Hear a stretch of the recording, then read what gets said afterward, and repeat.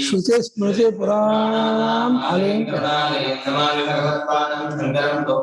शंकरं शंकराचार्यं केशवं बादरायणं सूत्रभाष्यं श्रीमद् शंकर भगवद्गीता वंदे सच्चिदानंदं विधिवद्यं महामहिं वेद वेदांत सागरं किरण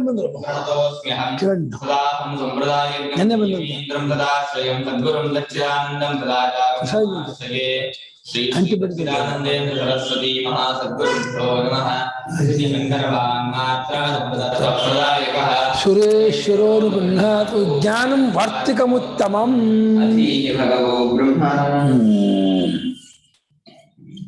इत्यादि श्रुतिवाक्यानि स्मृतिभिः सह कोटिशः ज्ञानाय विदधत्युच्चैः सन्न्यासं सर्वकर्मणाम्।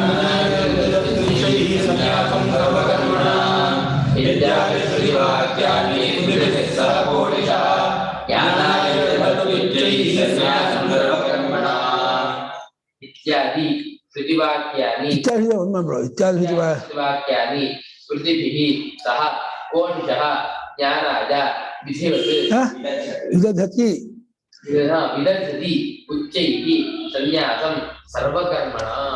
9 ಪದ.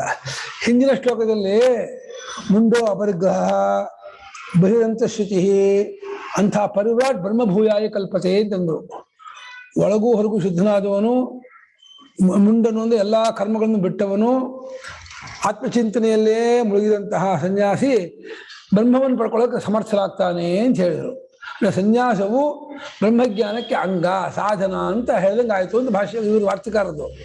ಇವಾಗ ಅದೇ ಪ್ರಕಾರ ಇತ್ಯಾದಿನೇನೋ ಮುಂಡೋಪರಿಗ್ರಹ ಅಸಂಗೋಖ್ಯಂ ಪುರುಷ ಇದೆಯಲ್ಲ, ಆ ಪ್ರಕಾರದ ಬರೀ ಮುಂಡೋಪರಿಗ್ರಹ ಒಂದು ಶ್ರುತಿ, ಅಸಂಗೋಖ್ಯಂ 2 ಶ್ರುತಿ ಅನ್ಕೋಬೇಡಿ, ಇತ್ಯಾದಿ ಎಕ್ಸೆಟ್ರಾ ಇದೇ ಮೊದಲಾಗಿರ್ತಕ್ಕದ್ದಾದ ಕೋಟಿಶಃ ಶ್ರುತಿವಾಕ್ಯಾದಿ, ಕೋಟಿಗಟ್ಟಲೆ ಇರುವಂತಹ ಶ್ರುತಿವಾಕ್ಯಗಳು ಸ್ಮೃತಿಗಳೊಡನೆ ಸ್ಮೃತಿಯಲ್ಲೂ ಕೂಡ ಯಜ್ಞಾಯಾಚರತ ಕರ್ಮ ಸಮಗ್ರಂ ಪ್ರವೀಯತೆ ತಸ್ಯ ಕಾರ್ಯನ ವಿದ್ಯತೆ ಇತ್ಯಾದಿ ಸ್ಮೃತಿಗಳೊಡನೆ ಎಲ್ಲಾ ಕರ್ಮಗಳ ಸನ್ಯಾಸವನ್ನು ಕೂಡ ಜ್ಞಾನಕ್ಕಾಗಿ ಎಲ್ಲಾ ಕರ್ಮಗಳ ಸನ್ಯಾಸವನ್ನ ಉಚ್ಚೈಹಿ ವಿದಧಾತಿ, ಜೋರಾಗಿ ಹೇಳ್ತಾ ಇದೆ.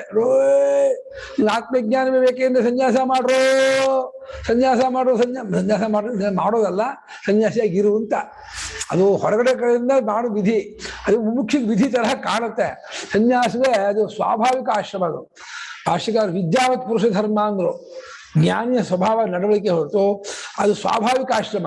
ಬಾಕಿ ಆಶ್ರಮ ಕಾಮಪ್ರಯುಕ್ತವಾದ ಆಶ್ರಮ. ಅರ್ಥ ಕಾಮಪ್ರಯುಕ್ತತ್ವ ವಿಧಾಶ್ರಮ ಅಂತ ಐತರ್ಯದಲ್ಲಿದೆ.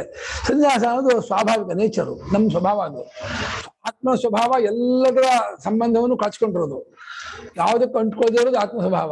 ಅಂತ ಆತ್ಮ ನೆಲೆಯಂತೆ ಅವನು ಅಸಂಗನಾಗೇ ಇರ್ತಾನೆ, ಎಲ್ಲವನ್ನು ಬಿಟ್ಟನಾಗೇ ಇರ್ತಾನೆ. ಈ ರೀತಿಯಾಗಿ ಸ್ಮೃತಿಭಿಃ ಸಹ ಇತ್ಯಾದಿ ಶ್ರುತಿವಾಕ್ಯಾನಿ ಸ್ಮೃತಿಭಿಃ ಸಹ ಕೋಟಿಶಃ ಸರ್ವಕರ್ಮಣಾಂ ಸನ್ಯಾಸಂ ಜ್ಞಾನಾಯ ಉಚ್ಚೈಃ ದಧತಿ ಬಹುವಚನ.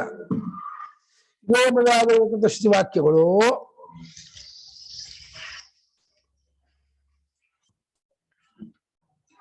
ಕೋಟಿಗಟ್ಟಲೆ ಇರುವ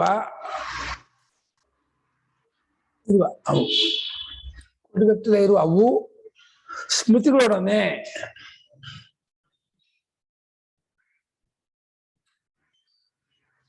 ಎಲ್ಲಾ ಕರ್ಮಗಳನ್ನು ಸನ್ಯಾಸ ಮಾಡಬೇಕು. ಜ್ಞಾನಕ್ಕಾಗಿ ಎಲ್ಲಾ ಕರ್ಮಗಳನ್ನು ಸನ್ಯಾಸವನ್ನು ಮಾಡಬೇಕು. ಜ್ಞಾನಕ್ಕಾಗಿ ಎಲ್ಲಾ ಕರ್ಮಗಳನ್ನು ಸನ್ಯಾಸ ಮಾಡಬೇಕು ಎಂಬುದನ್ನ ಗಟ್ಟಿಯಾಗಿ ವಿಧಾನ ಮಾಡ್ತಾ ಇದೆ, ಉಂಟು ಮಾಡ್ತಾ ಇದೆ. ಉಚ್ಚೈಹಿ ವಿದಧತಿ, ಅದು ಬಹುವಚನ ವಿದಧತಿ. ಏಕವಚನ ಹೇಗೆ? ವಿದಧಾತಿ, ದಧಾತಿ, ದತ್ತಃ ದಧತಿ.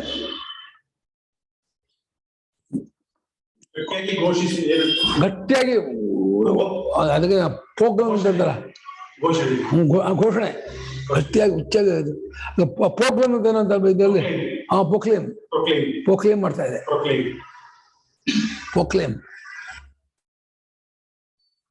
ಗಟ್ಟಿಯಾಗಿ ಶ್ರುತಿಗಳು ಸನ್ಯಾಸವನ್ನು ಆತ್ಮಜ್ಞಾನಕ್ಕೆ ಸಾಧನವಾಗಿ ವಿಧಿಸ್ತಾ ಇದೆ. ಕರ್ಮಣೋನ ಪ್ರತಿಯೋಜನೇನ ತ್ಯಾಗೇನೈಕೆ ಅಮೃತತ್ವಮಾನಶೂತ. ತಸ್ಮಾನ್ಯಾಸಮೇಷಾನ್ ತಪಸಾಮತಿರಿಕ್ತಮಾವಿನ ಕಳೆದೆ ಯಶಾನ್ ತಪಸಾಂ ಮಧ್ಯೆ ನ್ಯಾಸಃ ಸನ್ಯಾಸಃ ಅತಿರಿಕ್ತಂ ಉತ್ಕೃಷ್ಟಮಿತಿ ಆಹುಹು ಜ್ಞಾನಾಂಗತ್ವಾತ್. ಸನ್ಯಾಸ ಶಬ್ದಕ್ಕರ್ಥ ಕಾಯಿ ಬಟ್ಟೆ ಹೊಡ್ಕೊಂಡು ಮಠ ಕೊಡೋದಲ್ಲ. ಭಾಷಿಗಾರರು ಸ್ವಪ್ನದಲ್ಲೂ ಅದು ಗೊತ್ತಿಲ್ಲ. ಈ ಕಾಲದ ಸನ್ಯಾಸ ಏನಿದೆ, ಅವ್ರಿಗೆ ಇದು ಸನ್ಯಾಸ ಅಂತ ಅಂದ್ಕೊಂಡೇ ಇಲ್ಲ ಅವರು. ಅವ್ರು ತತ್ವಜ್ಞಾನಾಂಗವಾಗಿ ಅದಕ್ಕಾಗಿ ಕೂತ್ಕೊಂಡಂತ ಯೋಗಿಯನ್ನು ಸನ್ಯಾಸಿ ಅಂತಾರೆ ಹೊರತು ಈ ಬೆಳ್ಳಿ ರಥ ಮಾಡಿಸ್ತೀನಿ, ಬಂಗಾರದ ರಥ ಮಾಡಿಸ್ತೀನಿ, ಶಂಕರಾಚಾರ್ಯರಿಗೆ ಚಿನ್ನದ ಒಂದು ಆಶ್ರಮ ಕಟ್ತೀನಿ, ಅದೆಲ್ಲ ಸನ್ಯಾಸಿ ಅಲ್ಲ ಅಂತ. ಅದು ಆಮೇಲೆ ಬೆಳ್ಕೊಂಡು ಸ್ಪರ್ಧೆ ಬಂದ್ಬಿಡ್ತು. ಮುಂಚೆ ಆರಂಭದ ವಿದ್ಯಾರ್ಥಿಗಾದ್ರೆ ತುಂಬಾ ಚೆನ್ನಾಗೇ ಇತ್ತು. ಅವರು ಈ ಕಲಿಯುಗದಲ್ಲಿ ಈ ಆಚಾರ ವಿಚಾರ ಇರಲ್ಲ ಗೃಹಸ್ಥರಿಗೆ, ತುಂಬಾ ಕಷ್ಟಪಡ್ತಾರೆ. ಮನೆಗೆ ಹೋದ ಭಿಕ್ಷೆಗೆ ಹೋದ್ರೆ ಅವ್ರಿಗೆ ತೊಂದರೆ ಆಗುತ್ತೆ. ಹಾಗಾಗಿ ಮಾಡಿ ಒಂದೊಂದು 500 ಕುಟುಂಬದವರು ಸೇರಿ ಒಂದ್ ಮಠ ನಡೆಸಿರಿ. ನೀವು ವರ್ಷಕ್ಕೊಂದು 10-20 ಕಾಣಿಕೆ ಕೊಡಿ. ಅಲ್ಲಿ ಒಬ್ಬರನ್ನ ಅಡಿಗೆಯನ್ನು ಇಟ್ಕೊಂಡ್ಬಿಟ್ಟು ಅಲ್ಲಿರೋ ಸನ್ಯಾಸಿಗಳಿಗೆಲ್ಲ ಒಪ್ಪತ್ತು ಭಿಕ್ಷೆ ಒಪ್ಪತ್ತು ಫಲಾರ ಅಂತ ಏರ್ಪಾಡು ಮಾಡಬೇಡ. ಇದು ಅವರಿಗೆ ಗೃಹಸ್ಥರಿಗೂ ತೊಂದರೆ ಇಲ್ಲ, ಅವ್ರಿಗೂ ಕ್ಲೇಶ ಇಲ್ಲ. ಭಿಕ್ಷೆ ಹೋಗೋದು ಒಂದೇ ಮಗೊಂಡಿರ್ಲಿ ಮಾಡಿದ್ರು. ಅದು ಒಳ್ಳೆ ಉದ್ದೇಶದಲ್ಲೇ ಮಾಡಿದ್ರು ಪಾಪ. ತುಂಬಾ ಒಳ್ಳೆ ಪರ್ಪಸ್ ತುಂಬಾ ಚೆನ್ನಾಗಿದೆ. ಒಂದ್ ಜಾಗ ಇದ್ಕೊಂಡು ಅವ್ರು ಅಷ್ಟೇ ಪುಸ್ತಕ ಇರುತ್ತೆ, ಅವ್ರು ಸನ್ಯಾಸಿಗಳು ಇರ್ತಾರೆ, ಜಪ ಅನುಷ್ಠಾನಗಳು. ಅಲ್ಲಿ ದೇವಾಲಯವಾಗಲಿ ಬೆಳ್ಳಿ ಬಂಗಾರಗಳಾಗಲಿ ಅದೆಲ್ಲ ಅಲ್ಲಿ ಒಪ್ಪಿಲ್ಲ ಅವರು. ಬೆಳ್ಳಿ ಬಂಗಾರಕ್ಕಲ್ಲ ಅವಕಾಶ ಇಲ್ಲ, ದೇವಾಲಯಕ್ಕೂ ಅವಕಾಶ ಇಲ್ಲ. ಇವರೇ ದೇವತೆಗಳು, ಈ ಸನ್ಯಾಸಿಗಳೇ ದೇವತೆಗಳು. ಈಗ ಪುಸ್ತಕ ಜ್ಞಾನ ಎಲ್ಲ ಬಿಟ್ಟು ಅದು ಏನಾದ್ರು ಮಠಗಳು ಒಂದೊಂದುಗಳು ಬೆಳೆದ. ಆ ಮಠ ನೋಡಿ ನಾವು ಹಂಗಾಗ್ಬೇಕು, ಈ ಮಠ ನೋಡಿ ನಾವು ಹಂಗಾಗ್ಬೇಕು. ಮಠಗಳು ಶಿವರಾಜ ಸ್ಪರ್ಧೆ ಇದ್ವು. ಹಂಗಾಗಿ ನಾವು ವಜ್ರದ ಮಾಡಿಸ್ತೀನಿ, ವೇಂಡಿ ಕಿರೀಟ ಮಾಡಿಸ್ತೀನಿ, ಬಂಗಾರ ಬೆಳೆಸ್ಕೊಂಡು ಬೆಳಿತಾ ಬೆಳಿತಾ ಬೆಳಿತಾ ಬೇಕು ಬೇಕು ಅದನ್ನ ಹಠ ಮಾಡಿಸಿ ಮಾಡ್ಬಿಟ್ರು. ಇವಾಗ ದುರ್ದೇವತೆ ಮಠಕ್ಕೆ ಗಮ್ಮತ್ತಿಲ್ಲ, ಕಿಮ್ಮತ್ತಿಲ್ಲ, ಗೌರವ ಇಲ್ಲ. ಹಂಗೆಲ್ಲ ಈ ರೀತಿ ಬೆಳ್ಕೊಂಡ್ ಬಂತು. ಏನು ಮಾಡ್ಕೋದಲ್ಲ ಅಲ್ಲ. ಅದ್ರ ಪಾಡಿ ಭಕ್ತಾದಿ ಕೊಟ್ಟು ಮಾಡ್ಕೊಳ್ಳಿ. ಆಗ ಸನ್ಯಾಸಿಗಳು ಅದಕ್ಕೆ ಸಿಕ್ಕಾಕೋಬಾರ್ದಾಯ್ತು. ಸನ್ಯಾಸಿಗಳು ತಲ್ಪಾಡು ತತ್ವಚಿಂತನೆ, ಆತ್ಮಚಿಂತನೆ, ಅಧ್ಯಾತ್ಮ ಚಿಂತನೆಯಲ್ಲಿ ಇದ್ದಿದ್ರೆ ಭಕ್ತಾದಿಗಳು ಏನಾದ್ರು ಉತ್ಸವ ಮಾಡ್ಕೊಳ್ಳಿ, ಏನಾದ್ರು ಫಂಕ್ಷನ್ ಮಾಡ್ಕೊಳ್ಳಿ. ಅದು ಏನೋ ಇನ್ನೇನೋ ಸಿನಿಮಾ ಗಿನಿಮಾ ಹೋಗೋಕ್ಕಿಂತ ಇದು ಮಾಡ್ತಾರಲ್ಲ ಅನ್ನೋದೇ ಒಂದು ಸಂತೋಷದ ವಿಷಯ. ನವರಾತ್ರಿ ಮಗಳು ಇನ್ನು ಆಟ ಆಡೋ ಮಗು ಇನ್ನು ಪಂಡಪೋಕರಾಗಿ ತಿರುಗೋ ಬದಲು ನವರಾತ್ರಿ ಉತ್ಸವ ಮಾಡ್ತಾರಲ್ಲ, ಒಳ್ಳೇದೇ. ಅದು ಕಂಪೇರ್ ಮಾಡ್ಬೇಕು ಯಾವತ್ತೂ ಅಷ್ಟೇ ಅಲ್ಲ. ಪುಟ್ಟಪೋಕರಾಗಿ ಎಲ್ಲೆಲ್ಲೋ ಬೀದಿ ಅದೇ ಬದಲು ನವರಾತ್ರಿ ಉತ್ಸವ ಮಾಡಿ ಈಗ ಲಲಿತಾ ಸಹಸ್ರ ಮಾಡ್ಕೊಂಡು ಬೆಳಗ್ಗೆ ಪೂಜೆ ಪುರಸ್ಕಾರ ಮಾಡ್ತಾರೆ, ಅದು ಒಳ್ಳೇದೇ, ಅದು ತಪ್ಪಲ್ಲ. ಈಗ ಅಲ್ಲಿ ಈಗಿರೋ ಸನ್ಯಾಸಿಗಳ ಹತ್ರ ಹೋದ್ರೆ ನೀವು ಜ್ಞಾನ ಎಲ್ಲ ಏನು ಅವ್ರ ಹತ್ರ ಇರೋದಿಲ್ಲ. ಏನು ವೇದಾಂತಕ್ಕೆ ಸನ್ಯಾಸಿಬಿಟ್ಟು ಬಾಹ್ಯ ಚಿಂತೆ ಜಾಸ್ತಿ ಹೇಳ್ಬಾರ್ದು. ನಾವು ನಮ್ಮೂರನ್ನೇ ಹೇಳ್ಕೊಡಂಗಾಗುತ್ತೆ, ತಪ್ಪಾಗುತ್ತೆ. ಆಯ್ತಾ? ಕೋಟಿಗಟ್ಟಲೆ ಇದೇ ಮೊದಲಾಗಿರ್ತಕ್ಕಂಥ ಶ್ರುತಿವಾಕ್ಯಗಳು ಸ್ಮೃತಿಗಳೊಡನೆ ಜ್ಞಾನಕ್ಕಾಗಿ ಎಲ್ಲಾ ಕರ್ಮಗಳ ಸನ್ಯಾಸವನ್ನ ಗಟ್ಟಿಯಾಗಿ ವಿಧಾನ ಮಾಡುತ್ತಿವೆ. ಇದು ಎಕ್ಸಾಕ್ಟ್ ಮೀನಿಂಗು ಶ್ಲೋಕದ್ದು. ಯಚ್ಚಾಭಾನಿ ವಿನಾಕಾರ್ಯನ್ನಾಧಿಕಾರೋ ನಿರೂಪ್ಯತೆ ದೋಷೋಯಮಪಿ ನೈವ ಸ್ಯಾತ್ ಜ್ಞಾನೋಪಾಯೇ ಯಶೋದಿತೇ.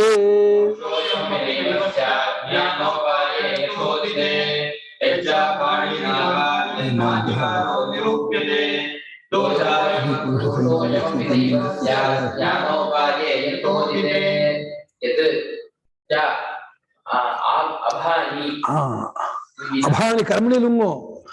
ಭಣತಿಗೆ ಭಣ್ಯತೆಗೆ ಕರ್ಮಣಿ ಲುಂಗ್ ಅಂದ್ರೆ ಅಭಾನಿ.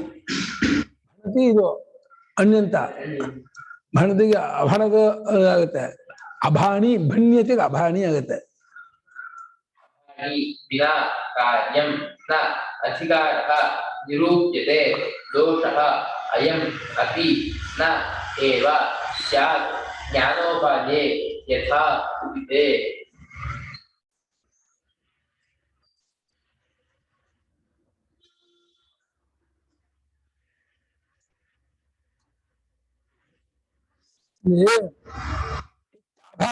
ಏನ ನೀನು ಹೇಳಿರುತ್ತೀಯ ಏನು ಕಾರ್ಯಂ ದಿನ ಒಂದು ಮಾಡಬೇಕು ಅಂತ ಒಂದು ಇದೇ ಹೋದ್ರೆ ಅಲ್ಲಿ ಅಧಿಕಾರವನ್ನ ಗೊತ್ತು ಮಾಡೋಕೆ ಆಗೋಲ್ಲ ಅಂತ.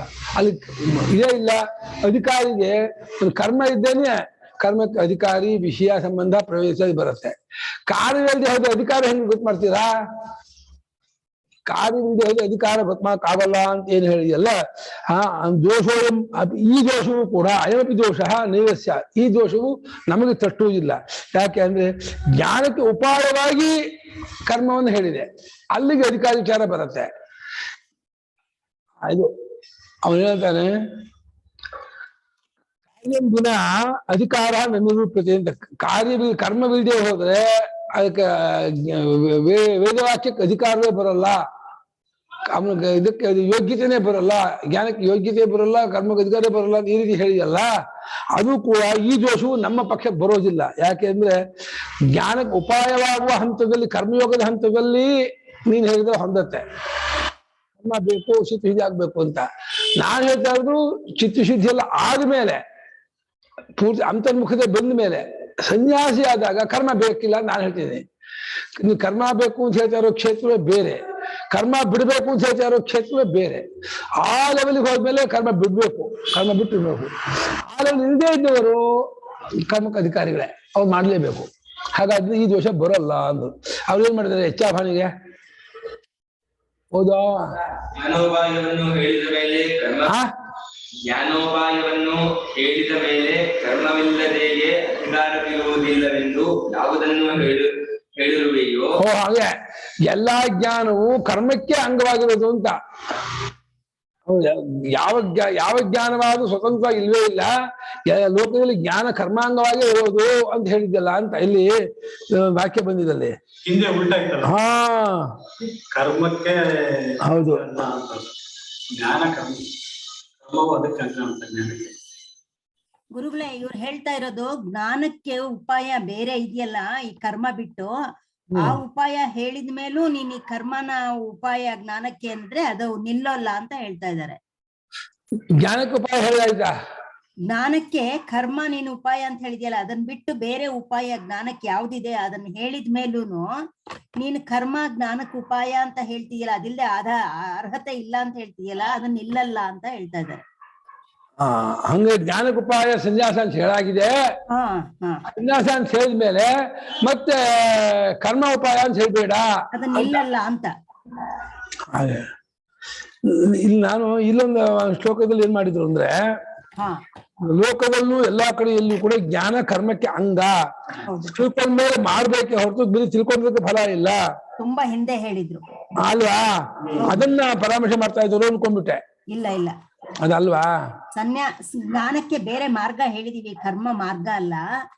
ಹೀಗೆ ನೀನ್ ಹೇಳಿರೋ ಕರ್ಮ ಅಧಿಕಾರಕ್ಕೆ ಅವಶ್ಯಕತೆ ಅನ್ನೋದು ನಿಲ್ಲಲ್ಲ ಅಂತ.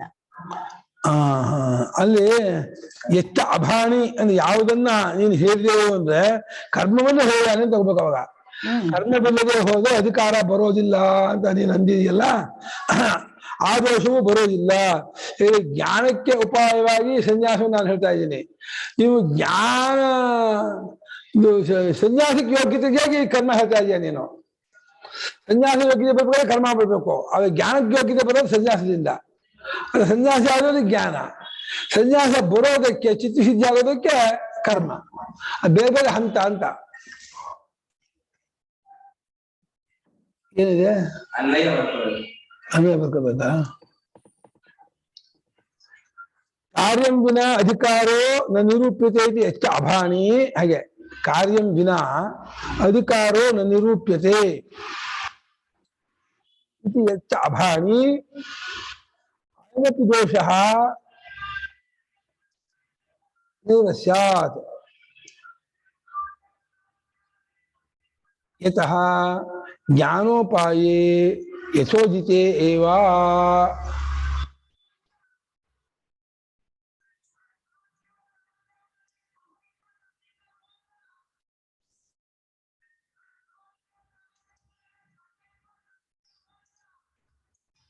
ಹೌದು,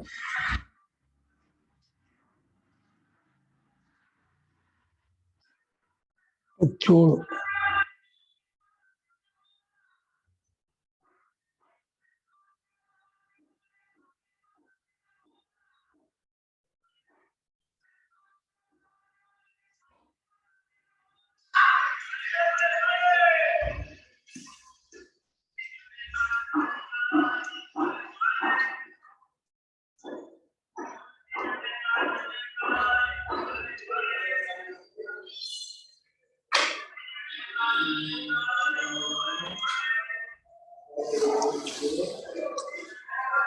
ಜ್ಞಾನೋಪಾಯ ಎರಡು ಯೋಚನೆ ಮಾಡಿದಾರ. ಜ್ಞಾನಂಚ ಉಪಾಯಂಚ ಉಪಾಯ ಮಾಡಿದಾರ.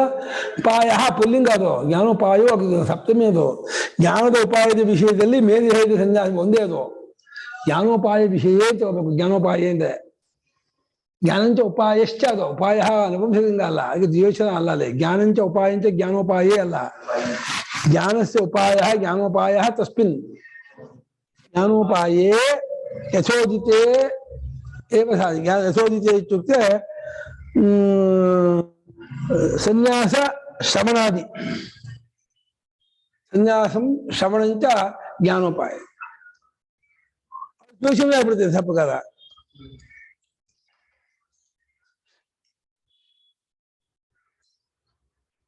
ಜ್ಞಾನಂಚ ಉಪಾಯಶ್ಚ ಜ್ಞಾನೋಪಾಯು. ಜ್ಞಾನೋಪಾಯು ಯಸ್ಯ ತಥೋ ಜ್ಞಾನೋಪಾಯಂ. ಜ್ಞಾನೋಪಾಯ ಮಾಡ್ಬೇಕು. ಬಹುರಿ ಸಮಾಸ ಮಾಡಿದ್ರೆ ಮಾಡ್ಕೋಬೇಕು. ಜ್ಞಾನಂಚ ಉಪಾಯಶ್ಚ ಜ್ಞಾನೋಪಾಯು. ಜ್ಞಾನೋಪಾಯು ಯಸ್ಯ ತಥೋ ಜ್ಞಾನೋಪಾಯಂ. ಯಸ್ಯ ಜ್ಞಾನ ಯಸ್ಯ ಸಾಧನಸ್ಯ. ಸಾಧನಸ್ಯ ಒಂದಲ್ಲ.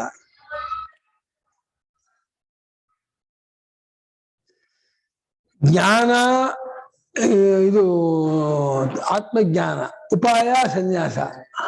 ಜ್ಞಾನಸ್ಯ ಉಪಾಯ ಜ್ಞಾನೋಪಾಯ ತಸ್ಮಿನ್ ಅಂತ ಹೇಳ್ಬೇಕು. ಯಥೋದಿತೆ ವಿಷಯೇ ಜ್ಞಾನೋಪಾಯೇ ಜ್ಞಾನಸ್ಯ ಉಪಾಯೇ. ಅವೇನ್ ಮಾಡಿದ್ರು ಅವರು? ಯೋಚನೆ ಇದೆಯಪ್ಪ ಇದರಲ್ಲಿ. और जो यहाँ कहा था कि कर्तव्य के बिना अधिकार का निर्वचन नहीं हो सकता, यह दोष भी यथोक्त ज्ञानोपाय में नहीं की है. ಜ್ಞಾನೋಪಾಯ ಒಂದೇ. ಇಲ್ಲಿ ವ್ಯಾಖ್ಯಾನದಲ್ಲಿ ಜ್ಞಾನಸ್ಯ ಉಪಾಯೇ ಸನ್ಯಾಸ ಪೂರ್ವಕೆ ಶ್ರವಣಾದು ಪೂರ್ವೋಕ್ತೆ ಕಾರ್ಯಂ ವಿನ ನಾಸ್ಯಧಿಕಾರ ದೋಷ ಶ್ರೋತವ್ಯ ಇತ್ಯಾದಿ ಕಾರ್ಯೋಪಲಂಭಾತ್. ಜ್ಞಾನೋಪಾಯೇ ಮುಖ್ಯ ಅಧಿಕಾರ ಸಿದ್ಧಿ. ಜ್ಞಾನವೆಂಬ ಉಪಾಯದಲ್ಲಿ ಮುಖ್ಯ ಅಧಿಕಾರ ಸಿದ್ಧಿ ಆಗುವುದಕ್ಕಾಗಿ ಕಾರ್ಯವಿಷ್ಯತೆ. ಜ್ಞಾನೋಪಾಯ ಕಾರ್ಯಂಬ ಜ್ಞಾನೇ ಕಾರ್ಯಂಬ ಅಂತ. ಜ್ಞಾನಕ್ಕೆ ಕರ್ಮ ಎಷ್ಟವಾಗುತ್ತದೆಯೋ ಜ್ಞಾನೋಪಾಯಕ್ಕೆ ಕರ್ಮ ಎಷ್ಟವಾಗಿದೆಯೋ ಅಂತ. ಜ್ಞಾನ ಸ್ವತಂತ್ರ, ಜ್ಞಾನಕ್ಕೆ ಏನು ಕರ್ಮ ಬೇಡ. ಜ್ಞಾನ ಪ್ರಾಪ್ತಿಗೆ ಉಪಾಯಕ್ಕೆ ಕರ್ಮ ಬೇಕು ಅಂತ. ದ್ವೇಷನ ಭ್ರಾಂತಿ ಆಗ್ತಾ ಇದೆ, ಅದಕ್ಕೆ ಹೀಗೆ ಮಾಡ್ತಾ ಇದ್ದೇನೆ. ಸನ್ಯಾಸಿಗಿಂತ ಹಿಂದೆ ಕರ್ಮ ಬೇಕೇ ಹೊರತು ಸನ್ಯಾಸ ಆದ್ಮೇಲೆ ಅದು ಜ್ಞಾನವೇ ಉಪಾಯ. ಮೋಕ್ಷಕ್ಕೆ ಜ್ಞಾನೋಪಾಯ. ಕರ್ಮಕ್ಕೆ ಜ್ಞಾನಕ್ಕೆ ಯೋಗ್ಯತೆ ತಂದುಕೊಡೋದು ಉಪಾಯ. ಕರ್ಮ ಅದಕ್ಕೆ ಉಪಾಯ. ಕರ್ಮವು ಜ್ಞಾನಕ್ಕೆ ಯೋಗ್ಯತೆ ತಂದುಕೊಡೋದಕ್ಕೆ ಉಪಾಯ. ಜ್ಞಾನವು ಮೋಕ್ಷಕ್ಕೆ ಉಪಾಯ.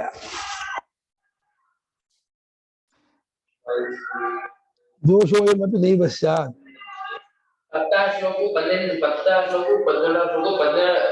ಶ್ಲೋಕದಲ್ಲಿ ಆಕ್ಷೇಪ ಹತ್ತು ಈ ಯಾವ ಆರಂಭದ ಹತ್ತು ಅಲ್ಲಿ ಆಕ್ಷೇಪ ಈ ಪ್ರಶ್ನೆ ಆಕ್ಷೇಪ ಇದೆ.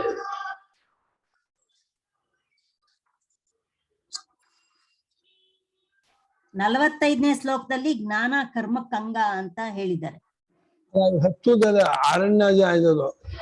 10ನೇ ಶ್ಲೋಕದಲ್ಲಿ ಏನು ಇತ್ಯಾದಿ ನಾವು 45ನೇ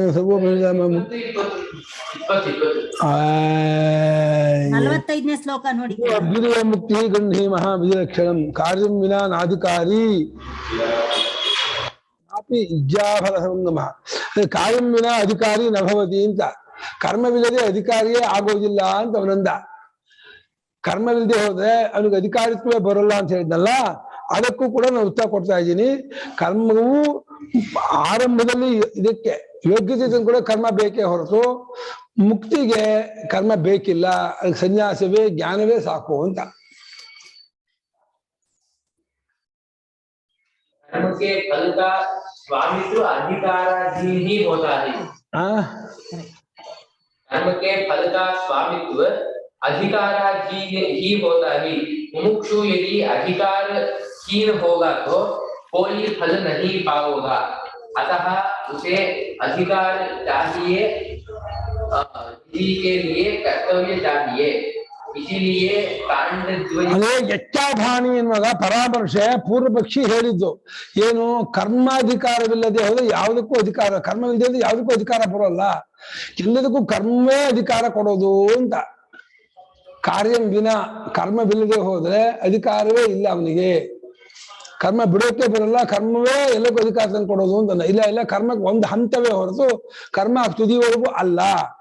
ಸನ್ಯಾಸದವರೆಗೆ ಕರ್ಮ, ಅಲ್ಲ ಮುಂದಕ್ಕೆ ಸನ್ಯಾಸ ಜ್ಞಾನವೇ ಮೋಕ್ಷಕ್ಕೆ ಸನ್ಯಾಸದಿಂದ ಜ್ಞಾನ, ಜ್ಞಾನದಿಂದ ಮೋಕ್ಷ. ಆದ್ರಿಂದ ನೀನ್ ಹೇಳಿದ್ ಬರೋದಿಲ್ಲ ಅಂತ ಅರ್ಥ. ಅಲ್ಲಿ ನಿಷ್ಕ್ರಿಯಾತ್ಮಕ ಸ್ವರೂಪ ಅಂದ್ಬಿಟ್ರೆ ಹೋಗ್ಬಿಡುತ್ತೆಲ್ಲ. ನಿಷ್ಕ್ರಿಯಾತ್ಮಕ ಜ್ಞಾನ ಬಿಟ್ಟು ಹೋಗೇ ಬಿಡುತ್ತೆ. ಕರ್ಮವಿಲ್ಲದೆ ಅಧಿಕಾರವು ಗೊತ್ತು ಮಾಡಲಾಗುವುದಿಲ್ಲ, ಕರ್ಮವಿಲ್ಲದೆ ಅಧಿಕಾರವನ್ನು ಗೊತ್ತು ಮಾಡಲಾಗುವುದಿಲ್ಲ ಎಂಬುದಾಗಿ ಏನು ನೀನು ಹೇಳಿದೆ.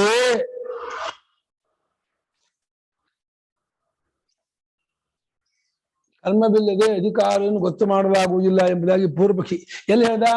20-21 ಶ್ಲೋಕ ಅಂತ ಹಾಕೊಳ್ಳಿ. 20-21 ಆರಂಭದ 20-21 ಶ್ಲೋಕದಲ್ಲಿ ಹೇಳಿದ.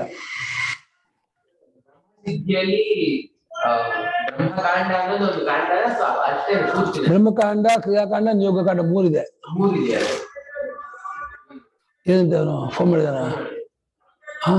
ಫೋನ್ ಮಾಡಿದ್ದಾರೆ, ಫೋಟೋ ಕಳಿಸಿದ್ರೆ ಅದು ಬರೀ ಬ್ರಹ್ಮಕಾಂಡ ಇದೆ. ಆಗಲ್ಲ, ಅದು ನಿಯೋಗ 3 ಇರಬೇಕು. ಎಂದು ನೀನು ಹೇಳಿದೆ. ಏನ್ ಹೇಳಿದೆ? ಆ ದೋಷವೂ ಕೂಡ ಇಲ್ಲಿ ತಗುಲುವುದಿಲ್ಲ.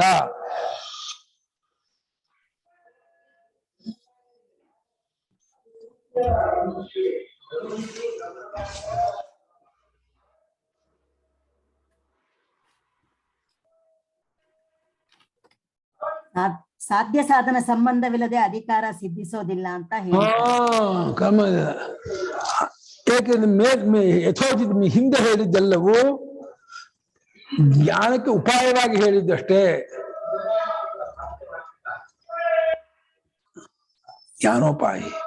ಜ್ಞಾನೋಪಾಯದ ವಿಷಯದಲ್ಲಿ ಕರ್ಮಾದ ಅಧಿಕಾರವೇ ಹೊರತು ಕರ್ಮಾಧಿಕಾರ ಅಲ್ಲಿ ಮುಗೀತು ಅಂತಂದ್ರೆ ಅಲ್ಲಿ ಕೃತಾರ್ಥ ಅಸ್ತಮಾಯಾಂತಿ ಪ್ರಾವಡಂತೆ ಘನಾಯವ ಅಂತ.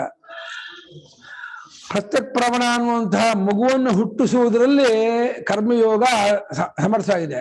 ಪ್ರತ್ಯಕ್ ಪ್ರವಣ ಅನ್ನುವಂತಹ ಮಗು ಹುಟ್ಟು ಅಂತ ಅಂದ್ಮೇಲೆ ಕರ್ಮಯೋಗ ಮುಂದಕ್ಕೆ ಹೋಗುತ್ತೆ, ಇನ್ನು ಮುಂದಕ್ಕೆ ಅದು ಬೆಳೆಸ್ಕೊಂಡು ಹೋಗುತ್ತೆ.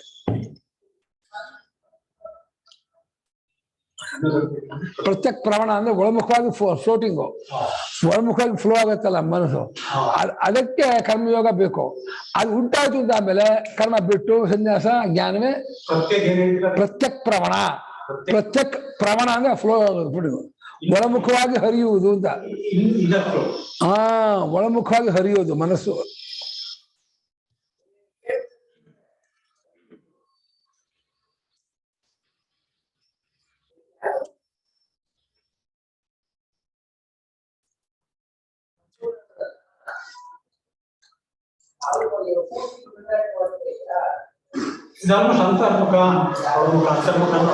ಅಂತರ್ಮುಖ ಒಳಮುಖ ಎಲ್ಲ ಒಂದೇ ಅರ್ಥ.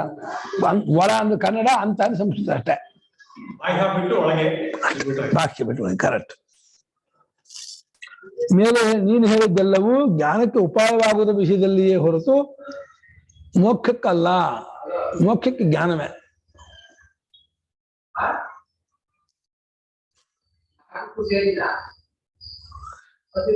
ವಿಧಿಮಾರ್ಗೇಧಿಕಾರಸ್ಯ ಪರೀಕ್ಷಾ ವರ್ತತೆ ಯತಃ ಫಲಭೂತೇತಿ ವಿಜ್ಞಾನೇ ಅಧಿಕಾರೋ ನಿರೂಪ್ಯತೆ.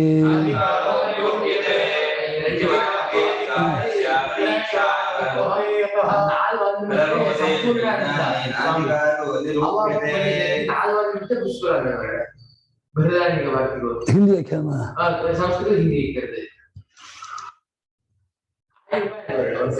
ಸಂಪೂರ್ಣ ಒಂದು ನಮ್ದು ಅದು ಸಂಪೂರ್ಣ ಅದೇ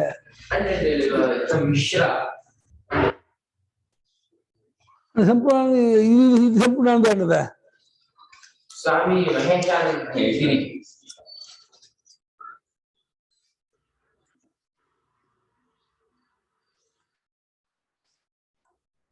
ಸಂಪೂರ್ಣಾನಂದ ಮಹೇಶಾದಿ ರಿಸರ್ಚ್ ಇನ್ಸ್ಟಿಟ್ಯೂಟ್, ಮಹೇಶಾದಿ ರಿಸರ್ಚ್ ಇನ್ಸ್ಟಿಟ್ಯೂಟ್, ದಕ್ಷಿಣ ಮಾರುತಿ ಮಠ, ದಕ್ಷಿಣ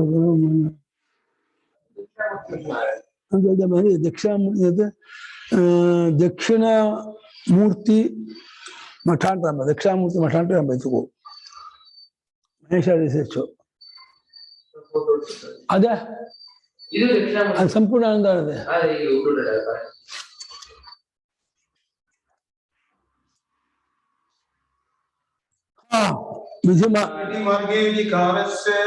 ಅಧಿಕಾರಸ್ಯ ಪರೀಕ್ಷಾ ಫಲಭೂತೇಷು ವಿಜ್ಞಾನೇನ ಅಧಿಕಾರೋ ನಿರೂಪ್ಯತೆ. ಪರೀಕ್ಷಾ ವರ್ತತೆ ಫಲಭೂತೆ. ಅಯ್ಯೋ ಒಂದು ಗೊತ್ತಾಗ ನನಗೆ ಫಲಭೂತೆ ಗೊತ್ತಾಗ ಏನು ಹೇಳ ನನಗೆ ಅವನು ಕುಡಿಸ ಕೆಲವ್ರ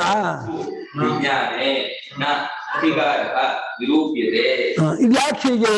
ಜ್ಞಾನಕ್ಕಿಲ್ಲ, ಜ್ಞಾನ ಆಗೋರು ಮಾತ್ರ ಕರ್ಮ, ಮೋಕ್ಷಕ್ಕಿಲ್ಲ ಅಂತ ಯಾಕೆ ಅಂದ್ರೆ ಯತಃ ಏಕೆಂದರೆ ಅಧಿಕಾರದ ಪರೀಕ್ಷಾ ವಿಧಿ ಮಾರ್ಗೆ. ಅಧಿಕಾರದ ಪರೀಕ್ಷೆ ಎಲ್ಲ ಕರ್ಮಕಾಂಡದಲ್ಲಿ ಬರುತ್ತೆ ಹೊರತು ನೀನ್ ಬ್ರಾಹ್ಮಣನ, ನೀನ್ ಗೃಹಸ್ಥನ, ನೀನ್ ಮಂತ್ರ ಕಲ್ತಿದ್ಯಾ, ನೀನು ಏನು ಅನಾಚಾರ ಪಾಪಿ ಪ್ರತಿತನಲ್ವಾ, ಆ ಪರೀಕ್ಷೆ ಬರುತ್ತೆ. ಕರ್ಮಕಾಂಡದಲ್ಲಿ ಎಲ್ಲಾ ಪರೀಕ್ಷೆಯೂ ಬರುತ್ತೆ. ವಿಧಿ ಮಾರ್ಗ ಅಂದ್ರೆ ಕರ್ಮ ಮಾರ್ಗ. ಅಧಿಕಾರಸ್ಯ ಪರೀಕ್ಷಾ ವಿಧಿ ಮಾರ್ಗೇ ವರ್ತತೆ. ವಾರ್ತಿಕ ಸಾರ ವಿದ್ಯಾರ್ಥಿ ನೋಡಿದೆ. ಹಾ 250 ಅಲ್ಲಿ ವಾರ್ತಿಕ ಸಾರ ಅದೇ ಸಂಪೂರ್ಣ ಅದು ಅದು ಹಾಗಲ್ಲ, ಅದೇ ಪುಸ್ತಕ ಪಾಡ್ತಾನೆ. ಅದು ನಾನು ಹಿಂಗೆ ಹಂಗೋ ರಾಂದದೆ ಅದು ಮತ್ತೊಂದು ವಿಷಯ ರಾಂದದೆ ಕೊಳ್ಳೆ ಸಾರ ಅಬ್ರಿಜ್ ಮಣಿಯನ ಸಾರ ಅಬ್ರಿಜ್ ಮಣಿ ಅದಿಲ್ಲ, ಅದು ಪ್ರಜೆ ಅಲ್ಲ. ಹಾ ಅಲ್ಲ ಏನಪ್ಪಾ, ಅಧಿಕಾರಸ್ಯ ಪರೀಕ್ಷಾ ಕುತ್ರ ವರ್ತತೆ ವಿಧಿ ಮಾರ್ಗೇ ವರ್ತತೆ. ವಿಧಿ ಮಾರ್ಗೋ ನಾಮಕಃ ಕರ್ಮಕಾಂಡಂ. ಕರ್ಮಕಾಂಡದಲ್ಲಿ ಅಧಿಕಾರ ಪರೀಕ್ಷೆ. ನೀನು ಅಗ್ನಿಹೋತ್ರ ಮಾಡ್ಬೇಕು ಅಂತಂದ್ರೆ ಬ್ರಾಹ್ಮಣರೇನ್ರಿ, ಜನಿವಾರ ಇದೆಯೇನ್ರಿ, ಮಂತ್ರ ಕಲ್ತಿದ್ದೀರೇನ್ರಿ, ಇದೆಲ್ಲ ಅಲ್ಲ ಬರುತ್ತೆ ಎಲ್ಲ. ಆದರೆ ಫಲಭೂತ ವಿಜ್ಞಾನ ಇಲ್ಲಿಯೇ ಈಗಲೇ ಫಲಸ್ವರೂಪವಾಗಿರೋ ಅರಿವಿನಲ್ಲಿ ಅಧಿಕಾರ ಎಲ್ಲರೂ ಯಾರು ಬೇಕಾದ್ರೂ ಕಳ್ಕೊಂಡು ಜ್ಞಾನ ಮಾಡ್ಕೋಬೋದು. ಅದು ಇದು ಬರೋದಿಲ್ಲ. ಹಸಿವ ಬ್ರಾಹ್ಮಣಿಗೆ ಮಾತ್ರ ಹಸಿವತಿ ಅಂತೀರೇನ್ರಿ, ಊಟ ಮಾಡೋಕೆ ಬ್ರಾಹ್ಮಣಿಗೆ ಮಾತ್ರ ಅಧಿಕಾರ ಅಂತೀರಾ? ಊಟ ಮಾಡೋ ಬ್ರಾಹ್ಮಣರಿಗೆ ಮಾತ್ರ ಅಧಿಕಾರ ಅಂದ್ರೆ ಹುಚ್ಚ ಅಂತಾರೆ. ಹಸಿವಾದ್ರೆ ಊಟ ಮಾಡ್ತಾರೆ. ಹಾಗೆ ನಾನು ಅರಿವಿರೋಲ್ಲ ನಾನು ಬೇರೆ ವಿಚಾರ ಮಾಡ್ತಾರೆ. ಅದಕ್ಕೆ ಯಾವ ಜನಾಂಗ, ಯಾವ ಕಾಲ, ಯಾವ ದೇಶ ಕರ್ಮಕ್ಕೆ ಬೇಕು. ಕರ್ಮಕ್ಕೆ ಮದುವೆ ಆಗಿದೆಯಾ, ಬ್ರಾಹ್ಮಣನಾಗಿದೆಯಾ, ಯೋಗ್ಯತೆ ಇದೆಯಾ, ಎಲ್ಲ ಪರೀಕ್ಷೆ ಬರುತ್ತೆ. ಹಾಗೆ ಹೇಳಿ ಅಧಿಕಾರಸ ಪರೀಕ್ಷಾ ವಿಧಿ ಮಾರ್ಗೇ ವರ್ತತೆ ಎಂಬ ಯತಃ. ಏಕೆಂದರೆ ಯತಃ ಅಧಿಕಾರಸ ಪರೀಕ್ಷಾ ವಿಧಿ ಮಾರ್ಗೇ ವರ್ತತೆ. ಅಧಿಕಾರದ ಪರೀಕ್ಷೆಯು ಕರ್ಮಕಾಂಡದಲ್ಲಿ ಇರುತ್ತದೆ.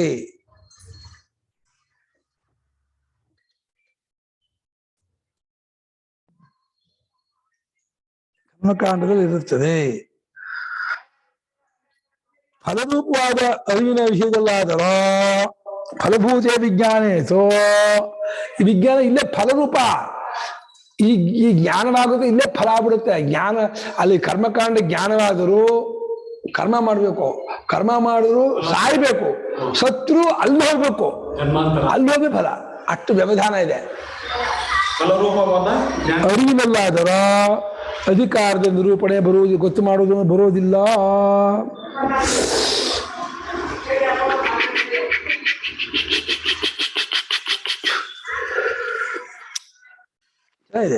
ವಿಧಿ ಮಾರ್ಗದಲ್ಲಿ ಅಂದ್ರೆ ಅಧಿಕಾರದ ಪರೀಕ್ಷೆಯು ವಿಧಿ ಮಾರ್ಗದಲ್ಲಿ ಇರುತ್ತದೆ.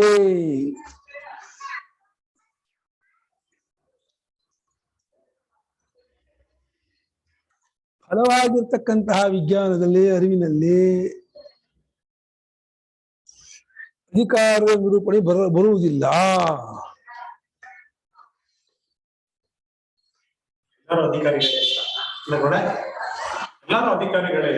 ಜ್ಞಾನಕ್ಕೆ ಹೌದಾ ಸರ್ವೇಷಾಂ ಬ್ರಹ್ಮಜ್ಞಾನಿ ಅಧಿಕಾರ ಅಂತ ಭಯಂಕರ ಭಾಷೆ ಆಗಿದೆ. ಬ್ರಹ್ಮಜ್ಞಾನಕ್ಕೆ ಎಲ್ಲರಿಗೂ ಅಧಿಕಾರವಿದೆ. ಅದೇ ಅಗ್ನಿಹೋತ್ರಕ್ಕೆ ಹಂಗ್ ಬರಲ್ಲ. ಬ್ರಾಹ್ಮಣರಿಗೂ ಎಲ್ರಿಗೂ ಬರಲ್ಲ. ಬ್ರಾಹ್ಮಣನಾಗಿದ್ರು ಅವನ ಯೋಗ್ಯತೆ ಇಲ್ಲ ಅಂದ್ರೆ ಅಧಿಕಾರ ಇಲ್ಲ. ಅರ್ಥಿ ಸಮರ್ಥೋ ವಿದ್ವಾನ್ ಬರುತ್ತೆ. ಸುಮ್ಮನೆ ಎಲ್ಲರೂ ಅದು ಬಹಳ ರಿಸ್ಟ್ರಿಕ್ಷನ್ ತುಂಬಾ. ಇದೇನಿಲ್ಲ, ಮುಮುಕ್ಷುತ್ವ ಇದು ಬಿಟ್ರೆ ಅಧಿಕಾರ ಬಂದ್ಬಿಡುತ್ತೆ. ಮುಮುಕ್ಷುತ್ವ ಇಲ್ಲ ಅಂದ್ರೆ ಗೊತ್ತಾಗಲ್ಲ ಅಂದ್ರೆ ಹಾಗೆ ಅಧಿಕಾರ ಇಲ್ಲ ನನಗೂ. ಇವಾಗ ಗಣಿತ ಶಾಸ್ತ್ರಕ್ಕೆ ಎಲ್ಲರೂ ಅಧಿಕಾರಿ, ನಂಗೆ ಅರ್ಥ ಆಗಲ್ಲ ಅಂದ್ರೆ ನಾವೇನು ಮಾಡೋಕ್ಕಾಗಲ್ಲ. ಗಣಿತ ಶಾಸ್ತ್ರಕ್ಕೆ ಅಧಿಕಾರಿ ಯಾರು ಕೇಳಿದ್ರೆ ಯಾರು ಬೇಕಾದ್ರೂ ಗಣಿತ ಕಲಿತ್ಕೋಬೋದು ಮಾಡ್ಬೋದು. ನಂಗೆ ಹರಿಯಲ್ರಿ, ನಂಗೆ ಅರ್ಥ ಆಗಲ್ರಿ, ನಂಗೆ ಓದು ಆಗಲ್ಲ ಅಂದ್ರೆ ಅದಕ್ಕೇನು ಮಾಡೋಕ್ಕಾಗಲ್ಲ. ಆ ಯೋಗ್ಯತೆ ಸಂಪಾದನೆ ಮಾಡ್ಕೋಬೇಕಷ್ಟೇ. ಗೃಹಸ್ಥನಿಗೆ ವೇದದ್ದು ಇದು ಪರಿಚಯ ಇಲ್ಲ ಇದ್ರೂ ಅವನು ಅದ್ರ ಯಾವ ಯಜ್ಞಕ್ಕೆ ಕುತ್ಕೋಬಹುದು. ಬರಲ್ಲ. ವೇದ ಪರಿಚಯ ಇಲ್ಲ ಇದಿಲ್ಲ ಅಂದ್ರೆ ವಿದ್ವಾನ್ ಯಜತೆ ಅಂತ ಯಾವ ಹೇಳೋದು. ವೇದ ಪರಿಚಯ ಯಾವ ಕರ್ಮ ಮಾಡ್ತಾರೆ ಕರ್ಮದ ಪರಿಚಯ ಅವನಿಗೆ ಇರಬೇಕು. ಸುಮ್ನೆ ಗೃಹಸ್ಥರು ಕೂತ್ಕೊಳಕ್ಕಾಗಲ್ಲ ಅಂದ್ರೆ ಅದೇ ಕೂತ್ಕೊಳ್ಳಲ್ಲ, ಅವನೇ ಮಾಡೋದು. ಮಾಡೋದಂದ್ರೆ ಕೂತ್ಕೊಳ್ಳೋದು, ಬಟ್ ಅವರೇ ಯಜಮಾನ ಕರ್ಮ ಮಾಡಲ್ಲ. ಯಜಮಾನ ಸುಮ್ಮನೆ ಇರ್ತಾನೆ, ಅವ್ರು ರುಚಿ ಮಾಡ್ತಾರೆ. ಅಧಿಕಾರ ವಿಚಾರೋ ಹಿ ನೃತಂತ್ರೇ ವಸ್ತುನೀಶ್ಯತೆ ವಸ್ತುತಂತ್ರೇ ಯುಕ್ತೋಸು ಸ್ವಯಂ ಚೈವಮರ್ಥತಃ.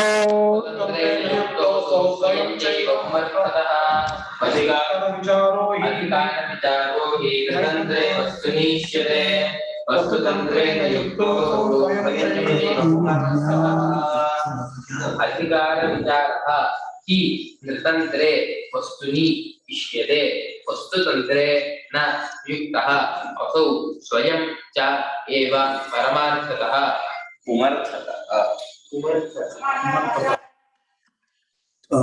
ತಪ್ಪು ಮಾಡಿಲ್ಲ.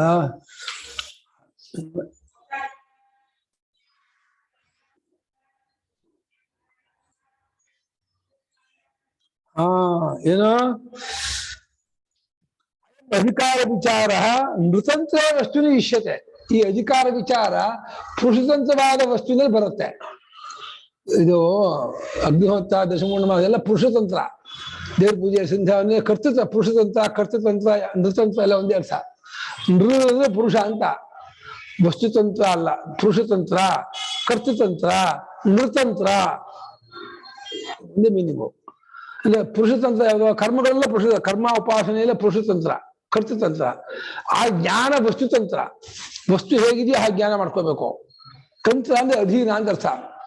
ತಂತ್ರ ತಂತ್ರ ಏನೋ ತಂತ್ರೋ ನಧೀನ ಆಯತ್ತಃ ಅಧೀನೋ ಅನಿಘ್ನ ಆಯತ್ತಃ ತಂತ್ರೋ ನಿರ್ಬಂಧ ಅಧೀನ ಅಂತ. ಅಧಿಕಾರ ವಿಚಾರವು ವಸ್ತುತಂತ್ರವಾದ ಪುರುಷತಂತ್ರವಾದ ವಸ್ತುವಿನಲ್ಲಿ ಇಷ್ಟವಾಗುತ್ತದೆ. ನೋಡ್ಕೊಳ್ಳಿ, ಅಧಿಕಾರ ವಿಚಾರವು ಪುರುಷತಂತ್ರವಾದ ವಸ್ತುವಿನ ಬಗ್ಗೆ ಇಷ್ಟವಾಗುತ್ತೆ. ಪುರುಷತಂತ್ರ ವಸ್ತುವಿನ ಕರ್ಮ ಅಂತ, ಕರ್ಮವೆಂಬ ವಸ್ತು. ಪುರುಷತಂತ್ರವಾದ ಕರ್ಮಗಳೆಂಬ ವಸ್ತುವಿನ ವಿಷಯದಲ್ಲಿ ಹೊಂದುತ್ತದೆ. ಕರ್ಮಗಳೆಂಬ ವಸ್ತುವಿನ ವಿಷಯದಲ್ಲಿ, ಕರ್ಮಗಳೇ ವಸ್ತು ಇಲ್ಲಿ. ವಸ್ತು ವಿಷಯದಲ್ಲಿ ಹೊಂದುತ್ತದೆ, ಇಷ್ಟವಾಗುತ್ತೆ, ಒಪ್ಪಿಗೆ ಆಗುತ್ತದೆ.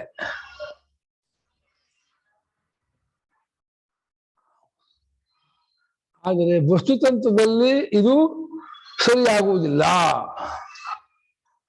ವಸ್ತುತಂತ್ರವಾದ ಜ್ಞಾನದಲ್ಲಿ ದಸ ವಸ್ತುತಂತ್ರವಾದ ಜ್ಞಾನದಲ್ಲಿ ಈ ಅಧಿಕಾರ ವಿಚಾರವು, ಅಧಿಕಾರ ಅಂದ್ರೆ ಇದು ಬ್ರಾಹ್ಮಣತ್ವಾದ ಅಧಿಕಾರ. ಅದೇ ಇಲ್ಲೂ ಅಧಿಕಾರ ಇದೆ.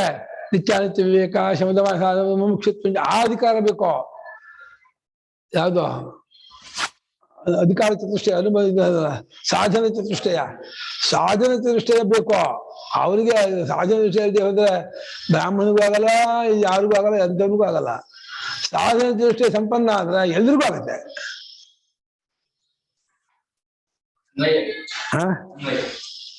ಅದಲ್ಲ ಅಧಿಕಾರ ಅಯಂ ಅಧ್ಯಯನ ಬೇಕು. ಅಯಂ ಅಧಿಕಾರ ವಿಚಾರ ನೃತಂತ್ರ ವಸ್ತುನಿ ಇಷ್ಯತೆ.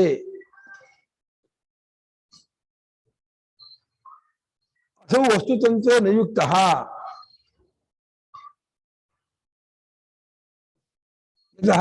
ಸ್ವಯಮೇವ ಪಮರ್ಥತಃ ಅಂತ. ಸ್ವಯಂ ಏವ ಪುಮರ್ಥದ.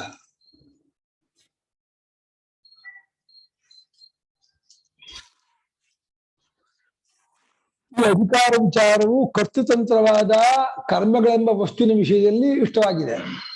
ವಸ್ತುತಂತ್ರದಲ್ಲಿ ಇದು ಯುಕ್ತವಲ್ಲ, ಇದು ಸರಿಯಲ್ಲ, ಇದು ನ್ಯಾಯವಲ್ಲ. ಯಾಕೆಂದ್ರೆ ತಾನೇ ಅದು ಪುರುಷಾರ್ಥ ಆಗಿದೆ. ಕಂಡ್ಕೊಂಡ್ ಕೂಡಲೇ ಇಲ್ಲೇ ಈಗ ಮುಕ್ಕುತ್ತರು ನಾವೆಲ್ಲ ಬಂಧವೇ ಇಲ್ಲ ಅಂತ ಕಂಡುಕೊಂಡ ಸಮಸವಿಂದ ಮುಕ್ತ ಮಾಡ್ಬಿಡ್ತಾನೆ ಅವನು. ಹಾಗಾಗಿ ಅದಕ್ಕೆ ಅಧಿಕಾರ ವಿಚಾರ ಬರೋದಿಲ್ಲ. ಯಾವುದು ಜನ್ಮಾಂತರದಲ್ಲೂ ಲೋಕಾಂತರದಲ್ಲೂ ಆಗುವಂತಹ ಫಲವೋ ನಂಬಿಕೆಯಿಂದ ಆಗೋದು ಅಲ್ಬೇಕು. ಇಲ್ಲಿ ಭುಂಜಾನ ಸ್ಥಿತಿ ಊಟ ಮಾಡಿದ್ರೆ ಹೊಟ್ಟೆ ತುಂಬ, ಬ್ರಾಹ್ಮಣರು ಮಾತ್ರ ಊಟ ಮಾಡಿದ್ರೆ ಹೊಟ್ಟೆ ತುಂಬ ತಗೊಂಡ್ರೆ, ಬೇರೆ ಊಟ ಮಾಡಿದ್ರೆ ಹೊಟ್ಟೆ ತುಂಬಲ್ಲ ಅಂತಂದ್ರೆ ಅರ್ಥ ಇದೆಯಾ ಅದಕ್ಕೆ? ಊಟ ಮಾಡಿದ್ರೆ ಹೊಟ್ಟೆ ತುಂಬೋದು, ತೃಪ್ತಿ ಫಲ ಆಗೋದು ಬ್ರಾಹ್ಮಣರಿಗೆ ಮಾತ್ರ, ಹುಚ್ಚ ಅಂತಾರೆ. ಭುಂಜಾನ ಸ್ಥಿತಿ ಭಾಷಿಗಾರರು ಊಟ ಮಾಡುವಾಗ ಊಟ ಮಾಡೋದು ತೃಪ್ತರಾಗ್ತಾರೆ, ಜ್ಞಾನ ಪಡ್ಕೊಂಡೆಲ್ಲ ಮುಕ್ತರಾಗ್ತಾರೆ. ಅದರಲ್ಲಿ ತೃಪ್ತಿ ಆಗೋದು, ಜ್ಞಾನ ಆಗೋದಕ್ಕೆ ಇವ್ರಿಗೆ ಜ್ಞಾನ ಆಯ್ತು ಮೋಕ್ಷ, ಅವ್ನಿಗೆ ಜ್ಞಾನ ಆದ ಮೋಕ್ಷ ಹಂಗೆ ಬರೋಲ್ಲ. ಚೆನ್ನಾಗಿದೆ. ವ್ಯಕ್ತಿತಂತ್ರ ವಿಚಾರದಲ್ಲಿ ವಿಷಯದಲ್ಲಿ ಇದು ಅಧಿಕಾರ ವಿಚಾರವು ಯುಕ್ತವಲ್ಲ, ಸರಿಯಲ್ಲ. ಏಕೆಂದರೆ ಪುನರ್ಥವು ತಾನೇ ಆಗಿ, ಪುರುಷಾರ್ಥವು ತಾನೇ ಆಗಿರುತ್ತದೆ. ಇಲ್ಲೇ ಸಿದ್ಧವಾಗ್ಬಿಡುತ್ತೆ. ಪುರುಷಾರ್ಥ ಸ್ವಭಾವ ಪಡ್ಕೊಂಡ್ಬಿಡ್ತಾನೆ, ಇಲ್ಲೇ ಮುಕ್ತನಾಗ್ಬಿಡ್ತಾನೆ ಅವನು.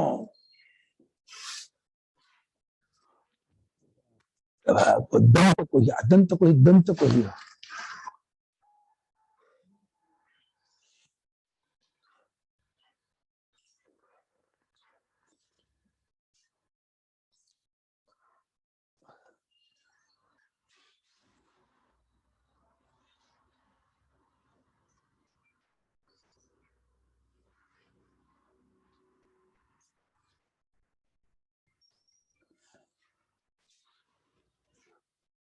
ಅನಾತ್ಮನಿ ಪ್ರಮೇಯೇಚ್ಛೇಯ ಫಲತ್ವೇನ ಸಮ್ಮತ. ಅದ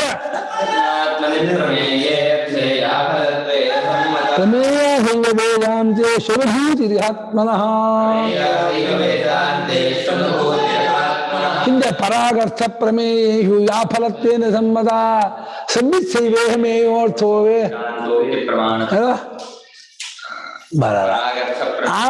ಪರಾಗರ್ಥ ಪ್ರಮೇಯೇಷು ಯಾ ಫಲತ್ವೇನ ಸಮ್ಮತ ಸಂವಿತ್ಸೈವೇಹಮೇಯೋರ್ಥೋ ವೇದಾಂತೋಕ್ತಿ ಪ್ರಮಾಣ. Very good. ಅದೇ ಪ್ರಕಾಶ 159. Very good. 90. 195 159 ಪೇಜ್ 199. ಕರೆಕ್ಟ್. ಅದೇ ಅರ್ಥ. ರಿಪೀಟ್. ಅನಾತ್ಮನಿ ಪ್ರಮೇಯ ಅನಾತ್ಮನಿ ಪ್ರಮೇಯೇ ಅರ್ಥೇ ಯ ಫಲತ್ವೇನ ಸಮ್ಮತ ಪ್ರಮೇಯ ಸ ಏವ ವೇದಾಂತೇಷು ಅನುಭೂತಿಃ ಇಹ ಆತ್ಮನಃ. ಅನುಭೂತಿ ಆತ್ಮನಃ. ಯಾ ಪ್ರಮೇಯೇ ಅರ್ಥೇ ಫಲತ್ವೇ ಅನಾತ್ಮನಿ ಫಲತ್ವೇನ ಸಮ್ಮತ ತನ್ಮಯ. ಯಾ ಪ್ರಮೇಯೇ ಅರ್ಥೇ ಅನಾತ್ಮನಿ ಫಲತ್ವೇನ ಸಮ್ಮತ ಪ್ರಮೇಯ ಶೈವ ಪ್ರಮೇಯ ವೇದಾಂತೇಷು ಅನುಭೂತಿ ಯ ಆತ್ಮನಃ. ಶೈವ ಪ್ರಮೇಯ ಯ ಆತ್ಮನಃ ವೇದಾಂತೇಷು ಅನುಭೂತಿ ನೋಡ್ಬಿಡು. ಶೈವ ಪ್ರಮೇಯ ಯ ಆತ್ಮನಃ ವೇದಾಂತೇಷು ಅನುಭೂತಿಯ ಪ್ರಮೇಯ. ಆತ್ಮನ ಅನುಭೂತಿ ಸ್ವರೂಪವೇ ಇಲ್ಲಿ ಪ್ರಮೇಯ ಟಾಪಿಕ್ಕು. ಅರಿವು ಒಂದು, ಇಲ್ಲಿ ಅನುಭೂತಿ ಎಂದು ಅಷ್ಟೇ, ವ್ಯತ್ಯಾಸ ಒಂದೇ. ಅಂದ್ರೆ ಯಾವ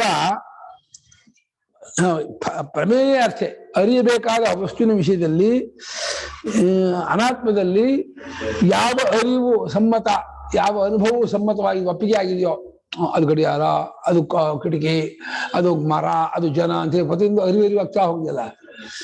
ಪ್ರಮೇಯವಾದನ ತಿಳಿಯಬೇಕಾದ ಹೊರಗಿನ ವಸ್ತುವಿನಲ್ಲಿ ಯಾವ ಅನುಭೂತಿಯು ಫಲವಾಗಿ ಸುಳ್ಳು ಬಂದಿದೆಯೋ ಅದೇ ಅರಿವು, ಆ ಅನುಭೂತಿಯೇ ಇಲ್ಲಿ ಅದೇ ಆ ಆತ್ಮದ ಅನುಭೂತಿಯೇ ವೇದಾಂತಗಳಿಗೆ ಪ್ರಮೇಯವಾಗಿದೆ, ವಿಷಯವಾಗಿದೆ. ಈಗ ಆತ್ಮ ಅನಾತ್ಮಕ್ಕೆ ಅದು ಅನಾತ್ಮದಲ್ಲಿ ಕೊನೆಯಲ್ಲಿ ಗೊತ್ತಾಯ್ತು ಅಂತ ಒಂದು ಅರಿವಾಗುತ್ತಲ್ಲ, ಆ ಅರಿವೇ ಒಂದು ಟಾಪಿಕ್ ಮುಂದೆ ಇದ್ದಾರೆ, ಇನ್ನೇನು ಹೇಳ್ತಿಲ್ಲ. ಅನಾತ್ಮದ ವಿಷಯದಲ್ಲಿ ಯಾವ ಒಂದು ಅರಿವು ಅನುಭೂತಿ ರೂಪವಾಗಿ ಅವಗತಿ ರೂಪವಾಗಿ ಅರಿವು ರೂಪವಾಗಿ ಯಾಕೆ ತೋರ್ ಬರ್ತಾ ಇದೆ, ಆ ಅರಿವೇ ಇಲ್ಲಿ ವೇದಾಂತದಲ್ಲಿ ವಿಷಯವಾಗಿದೆ. ಚೆನ್ನಾಗಿದೆ. ಹಾಗೆ ಅದೇ ಯಾವ ಅನುಭೂತಿಯು ಅನಾತ್ಮವೆಂಬ ಪ್ರಮೇಯದ ವಿಷಯದಲ್ಲಿ ಯಾವ ಅನುಭೂತಿ ಅಂತ ಯಾವ ಅನುಭೂತಿಯು ಅನಾತ್ಮವೆಂಬ ಪ್ರಮೇಯದ ಪ್ರಮೇಯ ವಸ್ತುವಿನಲ್ಲಿ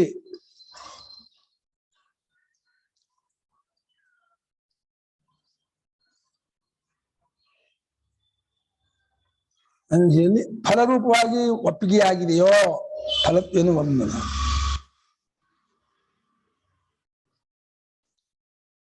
ಆ ಅನುಭೂತಿಯೇ ಆ ಆತ್ಮನ ಅನುಭೂತಿ ಆ ಆತ್ಮನ ಅನುಭೂತಿಯೇ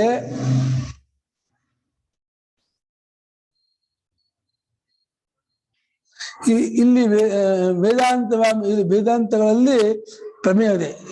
ಈ ವೇದಾಂತಗಳು ಇಹ ಅನ್ನೋದು ಅವ್ಯ ಅದು. ಈ ವೇದಾಂತಗಳು ಅದು ಪ್ರಮೇಯವಾಗಿದೆ, ವಿಷಯವಾಗಿದೆ.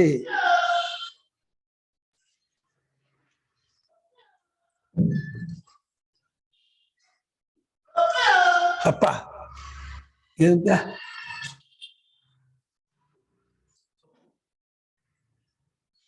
ಸ್ವಾಪ್ ಕೊಟ್ಟು ಏನ್ ಮಾಡ್ಬೇಕು?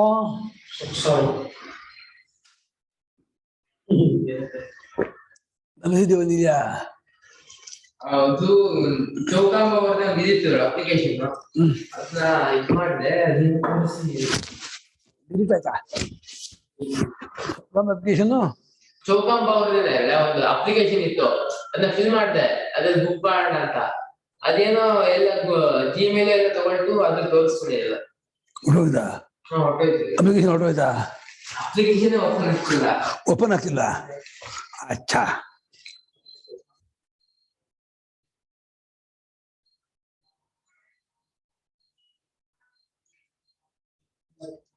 ಈ ಫಲರೂಪ ಅಂದ್ರೆ ಅರಿವು ಅಂತ ತಗೊಂಡ್ಬಿಡೋಣ ಒಳ್ಳೆ ಗೊತ್ತಾಗತ್ತೆ. ಫಲರೂಪ ಅಂದ್ರೆ ಅರಿವು, ಅನುಭೂತಿ, ಅರಿವು, ಅವಗತಿ, ಫಲ ಎಲ್ಲ ಒಂದೇ ಅರ್ಥ. ಯಾವ ಅನುಭೂತಿಯು ಅನಾತ್ಮವಾದ ಪ್ರಮೇಯದಲ್ಲಿ ಫಲರೂಪವಾಗಿ ಗೊತ್ತಾಗುತ್ತೆಯೋ, ಒಪ್ಪಿಗೆ ಆಗಿದೆಯೋ, ಆ ಆತ್ಮನ ಅನುಭೂತಿಯೇ ಈ ವೇದಾಂತಗಳಲ್ಲಿ ಪ್ರಮೇಯವಾಗಿದೆ, ವಿಷಯವಾಗಿದೆ, ಟಾಪಿಕ್ ಆಗಿದೆ. ಅದನ್ನೇ ವಿಷಯ ಮಾಡ್ಕೊಂಡು ವೇದಾಂತ ಹೇಳ್ತಾ ಇದೆ ಅಂತ. ವಿಜ್ಞಾನಮಾನಂದಮಿತಿ ಆತ್ಮೈವೇತಿ ಶ್ರುತೇಸ್ತಥಾ ಪುಮರ್ಥಸ್ಯೈವ ಮೇಯತ್ವಂ ಮಾತೃತ್ವಾದ್ ಜನಪೇಕ್ಷಿಣಃ.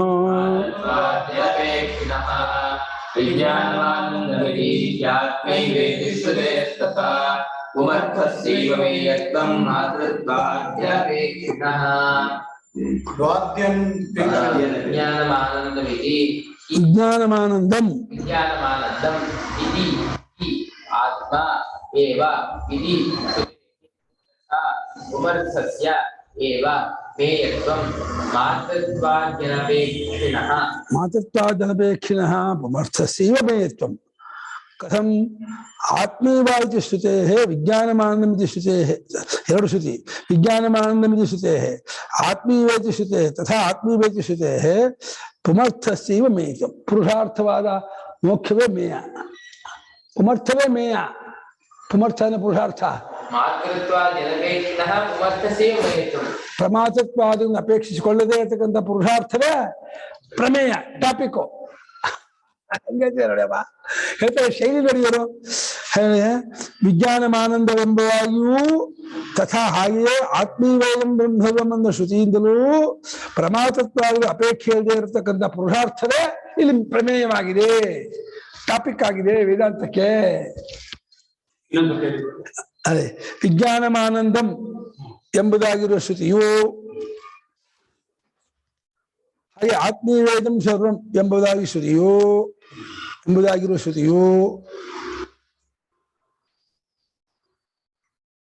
ಪ್ರಮಾತತ್ವಾದಿಗಳನ್ನು ಅಪೇಕ್ಷಿಸಿಕೊಳ್ಳದೆ ಇರುವ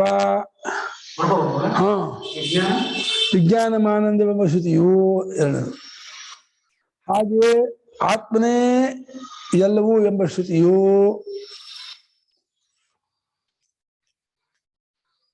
ಎರಡು ಶ್ರುತಿ.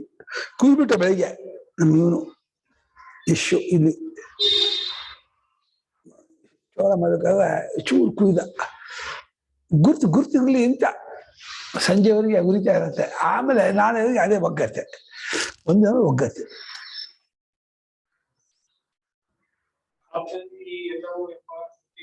ಇವು ಕೂಡ ಪ್ರಮಾತತ್ವಾದಿಗಳನ್ನು ಅಪೇಕ್ಷಿಸಿಕೊಳ್ಳದೆ ಇರುವ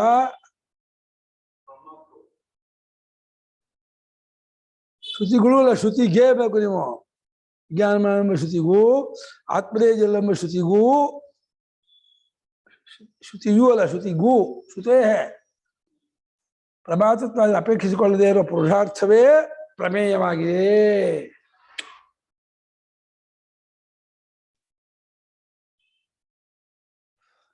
ಯಾವುದು ಪ್ರಮೇಯ? ಪ್ರಮೇಯ ಅಂದ್ರೆ ಟಾಪಿಕ್ ಅಂತ, ವಿಷಯ ಅಂತ. ಅಂದ್ರೆ ಪ್ರಮಾತತ್ವಾದಿಗಳ ಹಂಗಿಲ್ಲದೆ ಇರುವ ಪುರುಷಾರ್ಥವಿದೆಯಲ್ಲ, ಇವು ಸ್ವರ್ಗಾದಿಗಳು ಪ್ರಮಾತತ್ವಾದಿಗಳು ಇಟ್ಕೊಂಡಾಗುವ ಪುರುಷಾರ್ಥ. ಸ್ವರ್ಗವಾಗಲಿ, ಪಿತೃಲೋಕವಾಗಲಿ, ಬ್ರಹ್ಮಲೋಕವಾಗಲಿ ಎಲ್ಲ ಪ್ರಮಾತತ್ವ ಇಟ್ಕೊಂಡಾಗುವ ಪುರುಷಾರ್ಥ. ಈ ಮೋಕ್ಷಾನಂದಕ್ಕೆ ಪ್ರಮಾತತ್ವಾದಿಗಳ ಹಂಗಿಲ್ಲ. ಪ್ರಮಾತತ್ವಾದಿಗಳ ಹಂಗಿಲ್ಲದೆ ಇರತಕ್ಕಂಥ ಪುರುಷಾರ್ಥ ಎಂಬುದು ಏನಿದೆ ಅದೇ ಟಾಪಿಕ್ ಆಗಿದೆ. ಈ ವಿಜ್ಞಾನಮಾನಂದ ಶ್ರುತಿಗೂ ಆತ್ಮೀಯವೇದಂ ಸರ್ವಂ ಶ್ರುತಿಗೂ ಅದೇ ಟಾಪಿಕ್ ಆಗಿದೆ, ಅದೇ ವಿಷಯವಾಗಿದೆ. ಅದೇ ಶ್ರುತಿಗೆ ಹೆಂಗೆ ಬೇರೆ ಬೇರೆ ತರಹ ಅರ್ಥ ಮಾಡ್ತಾರೆ ಅಂತ ಇವ್ರದ್ದೇ ಒಂದು ಚಮತ್ಕಾರವಾದ ಅರ್ಥ, ಬಹಳ ಚಮತ್ಕಾರವಾಗಿ ಅರ್ಥ ಮಾಡ್ತಾರೆ.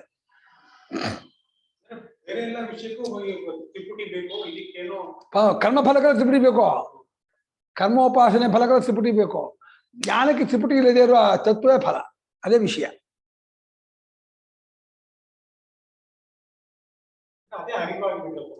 ಸ್ವರೂಪ ನೋಡಿವಲ್ಲ, ತಜ್ಞಾನಂ ಯಸ್ಯ ಸಂಜಾತಂ ಜಾತಮೇವಾಸ್ಯ ನಾನ್ಯಥಾ ಕುಖ್ಯಸ್ಥಸ್ಯಾಪಿ ಹಿ ಸತೋ ವಾಮದೇವಸ್ಯ ತದ್ಯಥಾ.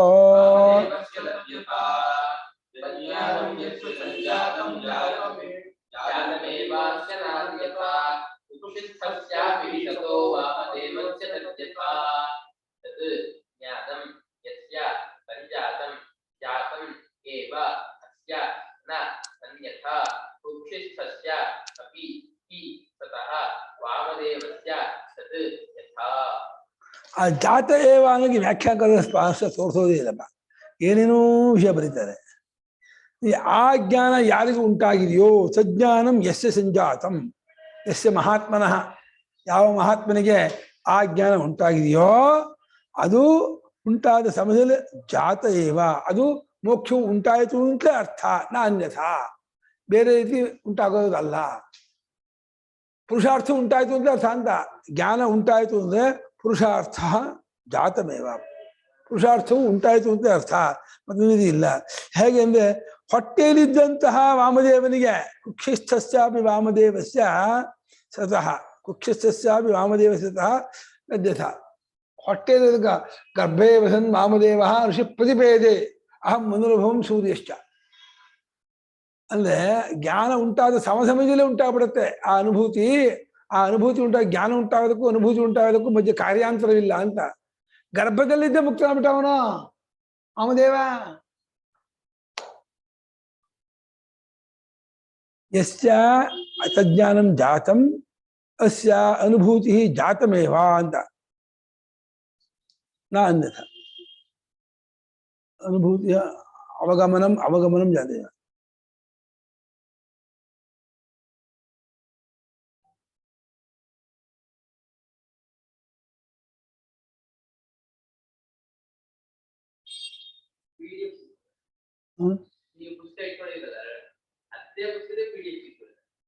ಅದಕ್ಕೆ ಆ ಪುಸ್ತಕ ಸಿಗುತ್ತೆ, ಯಾಕೆ ಬಿಡಿಸ್ಬೇಕು?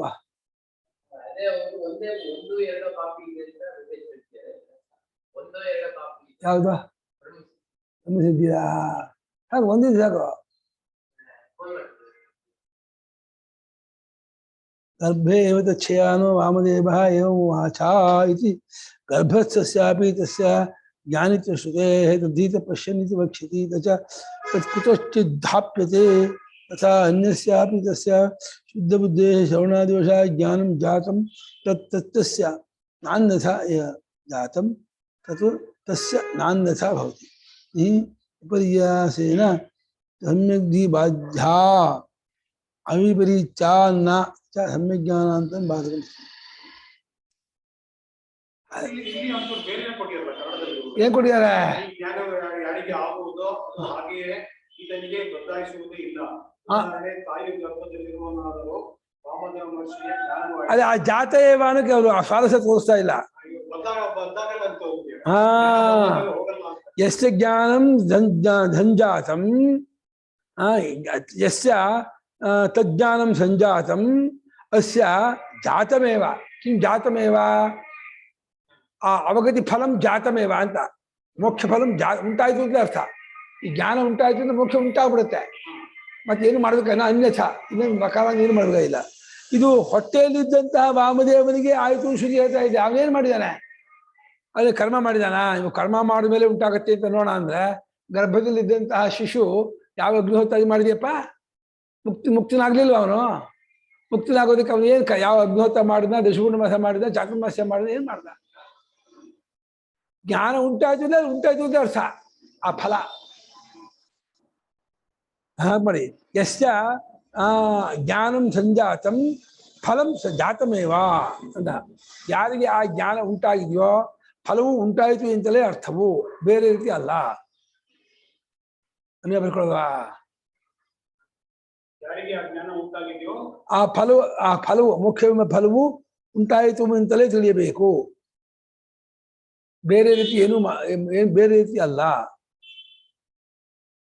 ಹೇಗೆ? ಹೊಟ್ಟೆಯಲ್ಲಿದ್ದಂತಹ ವಾಮದೇವನಿಗೆ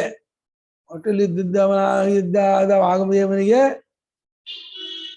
ಕಿಶ್ಚಾಪಿ ಸತಃ ಹೊಟ್ಟೆಯಲ್ಲಿ ಇದ್ಕೊಂಡಿದ್ದಾದ ವಾಮದೇವನಿಗೆ ಹೊಟ್ಟೆಯಲ್ಲಿ ಇದ್ಕೊಂಡವನಾದ ವಾಮದೇವನಿಗೆ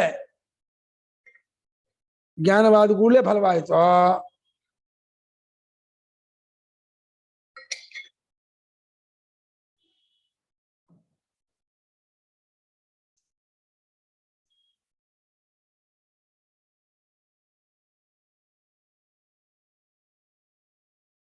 दादा को ನೀ ಒಳ್ಳೆ ಕೂಡ ಮಧುಗಳ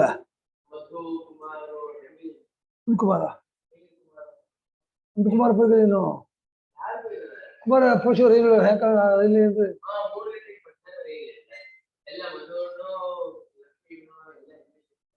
ಭುಜಮ್ಮ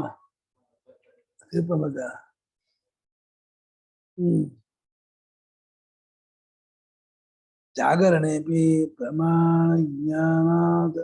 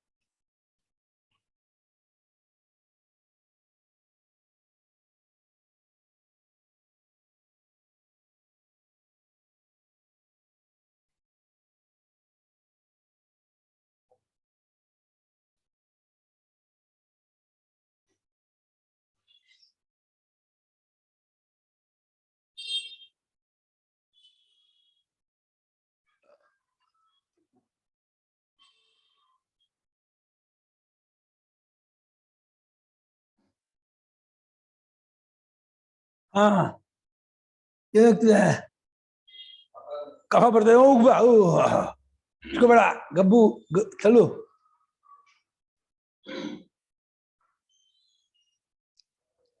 ಮುಂದಕ್ಕೆ ಹೋಗೋಣ.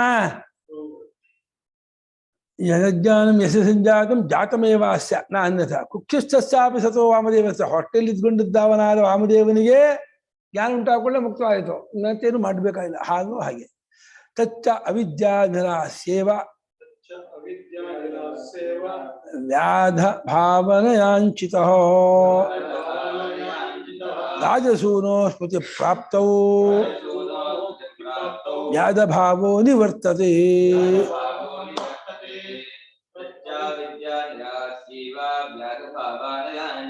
ವ್ಯಾದಭಾವ ಯಾದಭಾವನಯಾಂಜಿತಃ ನಯ ಅಲ್ಲ, ವ್ಯಾದಭಾವನಯ ಭಾವನಯಾಂಚಿತ.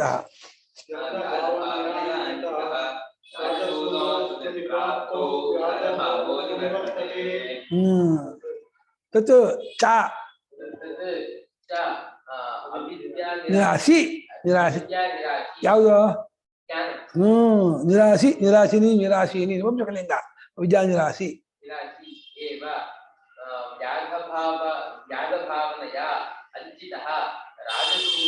ಅಂಚಿಯ ಅಂಜಿಯ ಅಂಜಿಯ ಅಂಚಿಯ ಚಾಯ ಅಂಜಿತ ಭಾವನಾ ಅಂಚಿತ ಆಗಬೇಕಲ್ಲ, ಭಾವನಾಂಚಿತ ಅಂಜಿತವ ಜಾವತಿದೆ. ನಂದಲು ಹಾಗೆ ಇದೆ, ನಂದು ಜಾವತಿದ್ಯಾ? ಹಾ ಆಮೇಲೆ ರಾಜಸೂನೋ ಭಾವೋ ರಾಜಸೂನು ಒಬ್ಬನೊಬ್ಬ ರಾಜಕುಮಾರ ಇನ್ನೂ ಚಿಕ್ಕವನಾಗಿದ್ದಾಗಲೇನೆ ಯಾರೋ ಕಿಡ್ನಾಪ್ ಮಾಡ್ಬಿಟ್ರು. ಚಿಕ್ಕವನು 2-3 ವರ್ಷ ಬೀದಿ ಬಂದಿತ್ತು ಆಟ ಆಡ್ಕೊಂಡು ಏನೋಕೆ. ಮಧ್ಯಾಹ್ನ ಹೊತ್ತು ಯಾರು ಗಮನಿಸಿಲ್ಲ. ಯಾವನೊಬ್ಬ ದೂರ್ತ ಬಂದವನು ಕುದುರೆ ಮೇಲೆ ಬಂದವನು ಆ ಮಗು ಎತ್ಕೊಂಡು ಹೋಗ್ಬಿಟ್ಟ. ಹೋಗಿ ಗಂಟೆ ಆಮೇಲೆ ಹುಡುಕ್ತಾ ಇದ್ದಾರೆ ಮಗು ಎಲ್ಲಿ ಅಂತ.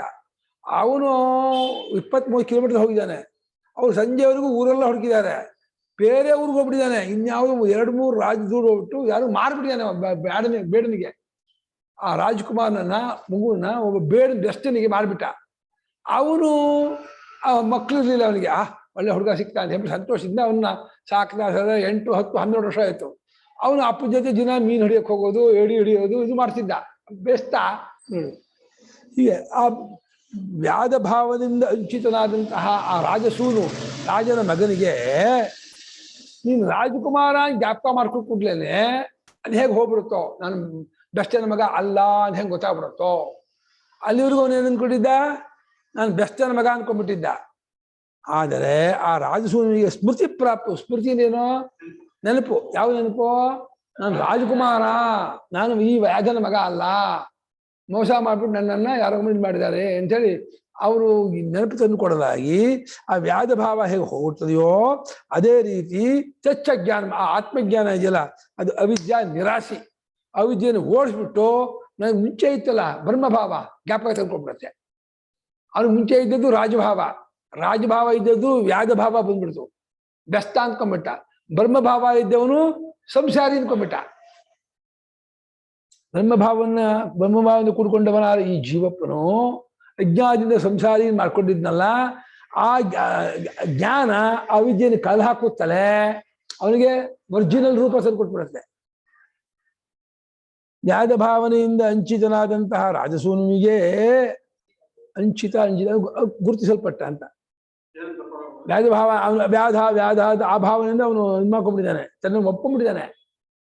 ನಾನು ಸಂಸಾರಿ, ನಾನು ಕರ್ತಾ ಭಕ್ತ ನೀನು ಒಪ್ಕೊಂಡ ಹಾಗೇನೆ ಆ ರಾಜಕುಮಾರ ನಾನು ವ್ಯಾಧ ಇಂಥ ಮಗ ಅಂತ ಇವನು ಕರ್ಣ ರಾಧೇಯ ಅಂತ ಅನ್ಕೊಂಡಿಲ್ವಾ?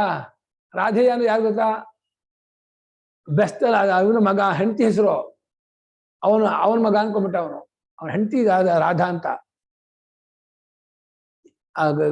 ಕುಂತಿ ಬಿಟ್ಲಲ್ಲ ನದಿಲಿ, ಅದು ಯಾವುದೋ ಒಬ್ಬ ಇದಕ್ಕೆ ಹೋಗ್ಬಿಡ್ತು. ಅಲ್ಲೇ ಇವನು ತಗೊಂಡ ಅವನ ಹೆಂಡತಿ ಹೆಸರು ರಾಧೆ, ಅವನ ಮಗ ಅಂತ ರಾಧೇಯ ಅಂತ ಪ್ರಸಿದ್ಧ ಆಗ್ಬಿಟ್ಟ. ರಾಧೇಯನಲ್ಲ ಅವನು, ಕುಂತಿ ಕುಮಾರ ಅವನು. ಆದ್ರೆ ರಾಧೇಯ ಅಂತ ಅವನು ಗನ್ನಿಗೂ ಗೊತ್ತಿರ್ಲಿಲ್ಲ. ಕಣ್ಣನಿಗೆ ಯಾವಾಗ ಗೊತ್ತಾಗತ್ತೆ ಗೊತ್ತಾ? ಆ ಯುದ್ಧ ಸಂಧಿ ಟೈಮಲ್ಲಿ ಕೃಷ್ಣ ಬಂದಾಗ ಕೃಷ್ಣ ಮತ್ತೆ ಕುಂತಿ ಇಬ್ಬರು ಬೇರೆ ಬೇರೆ ಭೇಟಿ ಮಾಡಿ ಹೇಳ್ತಾರೆ, ಪ್ಲಾನ್ ಮಾಡಿ ಇಬ್ರು ಮಾತಾಡ್ಕೊಳ್ತಾರೆ.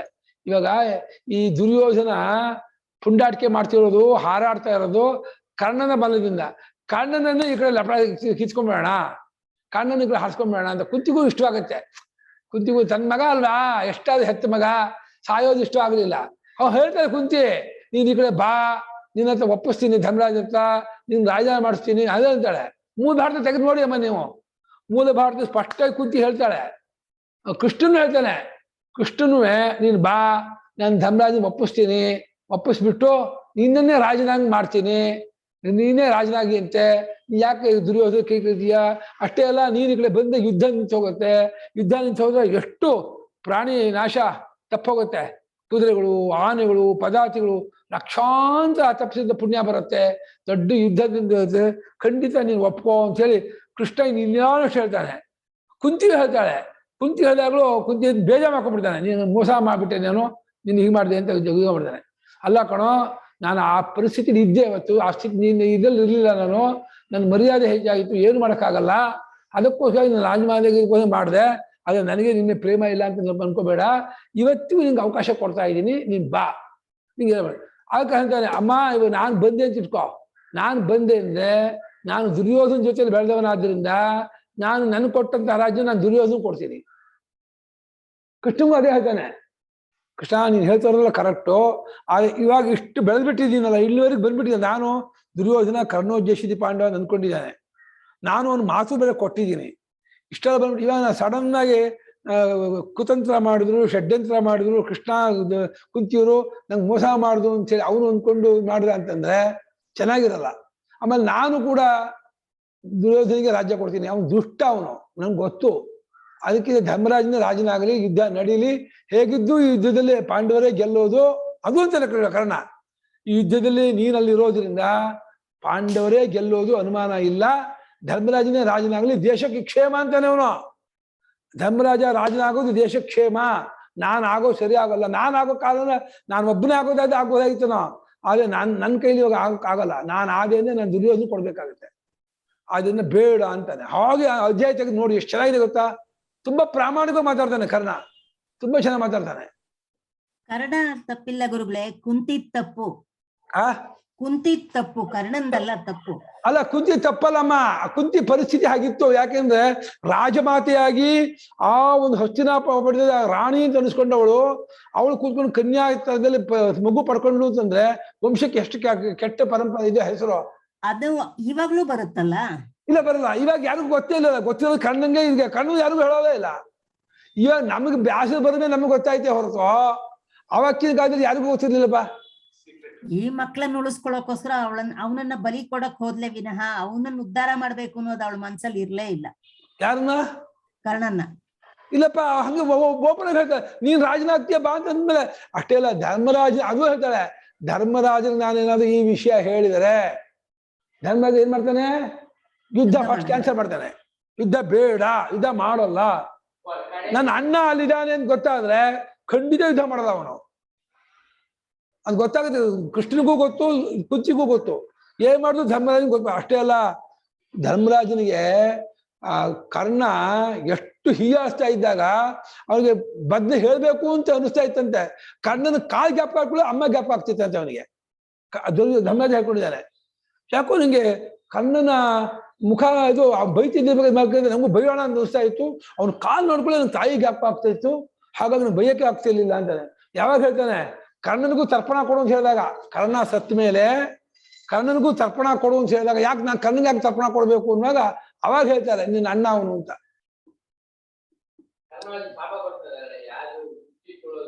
ಆಮೇಲೆ ಕುಂತಿ ಶಾಪ ಕೊಡ್ತಾನೆ ಧರ್ಮರಾಜ, ಈ ಹೆಂಗಸಲ್ಲಿ ಯಾವ ಸೀಕ್ರೆಟ್ ಇರೋದು ಬೇಡ ಅಂತ. ಹೌದು, ಕುಂತಿದೆ ತಪ್ಪು ನನ್ ಕೇಳಿದ್ರು. ಅಮ್ಮ, ನಿಮ್ಗೆ ಆ ಪರಿಸ್ಥಿತಿ ಪರಿಚಯ ಅರಿವಿಲ್ಲ. ಆ ಕುಂತಿಯ ಪರಿಸ್ಥಿತಿಯಲ್ಲಿ ಅವತ್ತು ಏನ್ ಮಾಡಿದ್ರು ಹೇಳಕ್ ಬರಲ್ಲ. ಅವ್ರು ಏನೋ ಹೇಳ್ಬಿಟ್ಟಿದ್ರೆ ಮರ್ಯಾದೆನೇ ಉಳ್ತಿರ್ಲಿಲ್ಲ. ಇದು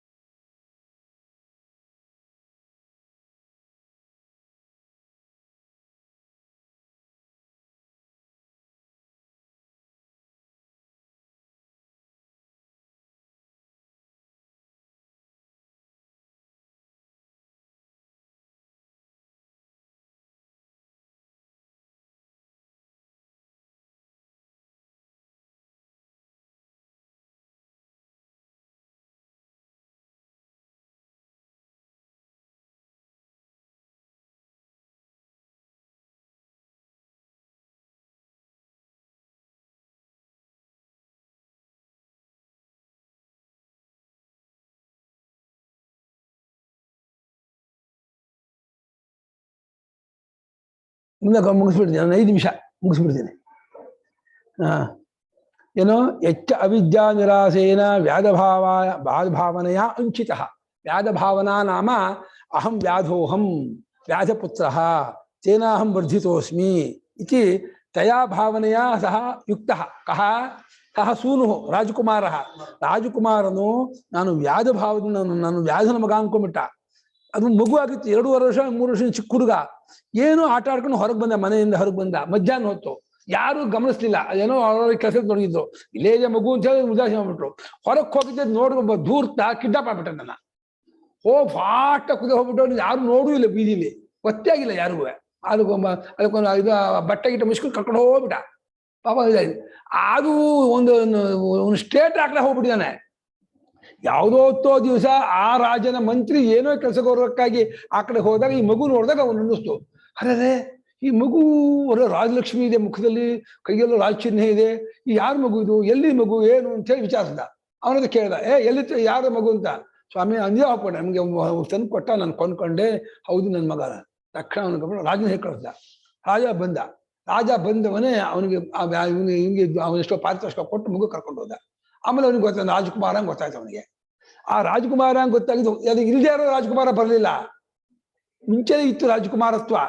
ಅಜ್ಞಾನದಿಂದ ನಾನು ವ್ಯಾಧ ಅನ್ಕೊಂಡಿದ್ದ, ಅದು ಹೇಗೆ ಹೋಯ್ತು. ಹಾಗೆ ಮುಂಚಿಂದಲೇ ಇವನು ಬ್ರಹ್ಮನೇ ಇವನು. ಅಜ್ಞಾನದಿಂದ ನಾನು ಸಂಸಾರಿ ಜೀವ ಅಂತ ಅನ್ಕೊಂಡ್ಬಿಟ್ಟ. ಸಂಸಾರಿ ಜೀವ ಅಂತ ತಪ್ಪು ತಿಳ್ಕೊಂಡಂತಹ ಈತನಿಗೆ ಆ ಅಜ್ಞಾನವನ್ನು ಅವಿದ್ಯೆಯನ್ನು ಕಳೆದು ಹಾಕತ್ತೆ ಜ್ಞಾನ. ಅವಿದ್ಯಾ ನಿರಾಸಿ ಏವತ್ ಜ್ಞಾನಂ ರಾಜಸೂನೋ ಇವ ಅನ್ಯ ದೃಷ್ಟಾಂತ ಬರ್ಕೊಳ್ಳಿ. ಜ್ಞಾನವು ಅವಿದ್ಯೆಯನ್ನು ಕಳೆದು ಹಾಕೋದು ಅಷ್ಟನ್ನೇ ಮಾಡುತ್ತೆ. ಅಂಜು ವ್ಯಕ್ತಿ ರಕ್ಷಣ ಕಾಂತಿ ಗತಿಷು. ಅಂಜು ವ್ಯಕ್ತಿ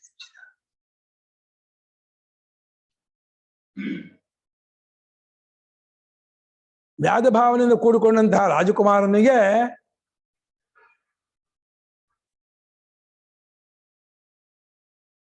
ಬರ್ಕೊಂಡ್ರ. ರಾಜಕುಮಾರನಿಗೆ ನಾನು ರಾಜನ ಮಗ ಎಂಬ ನೆನಪು ಉಂಟಾಗಲಾಗಿ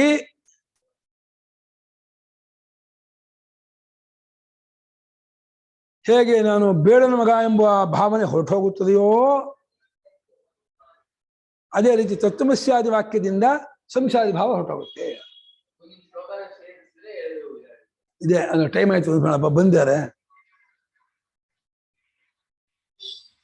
ಯಾರೋ ಬಂದಿದ್ದಾರೆ, ನಿಲ್ಲಿಸ್ಬಿಡ್ತೀನಿ, ನಾಳೆ ಹೇಳ್ತೀನಿ ಮುಂದಕ್ಕೆ.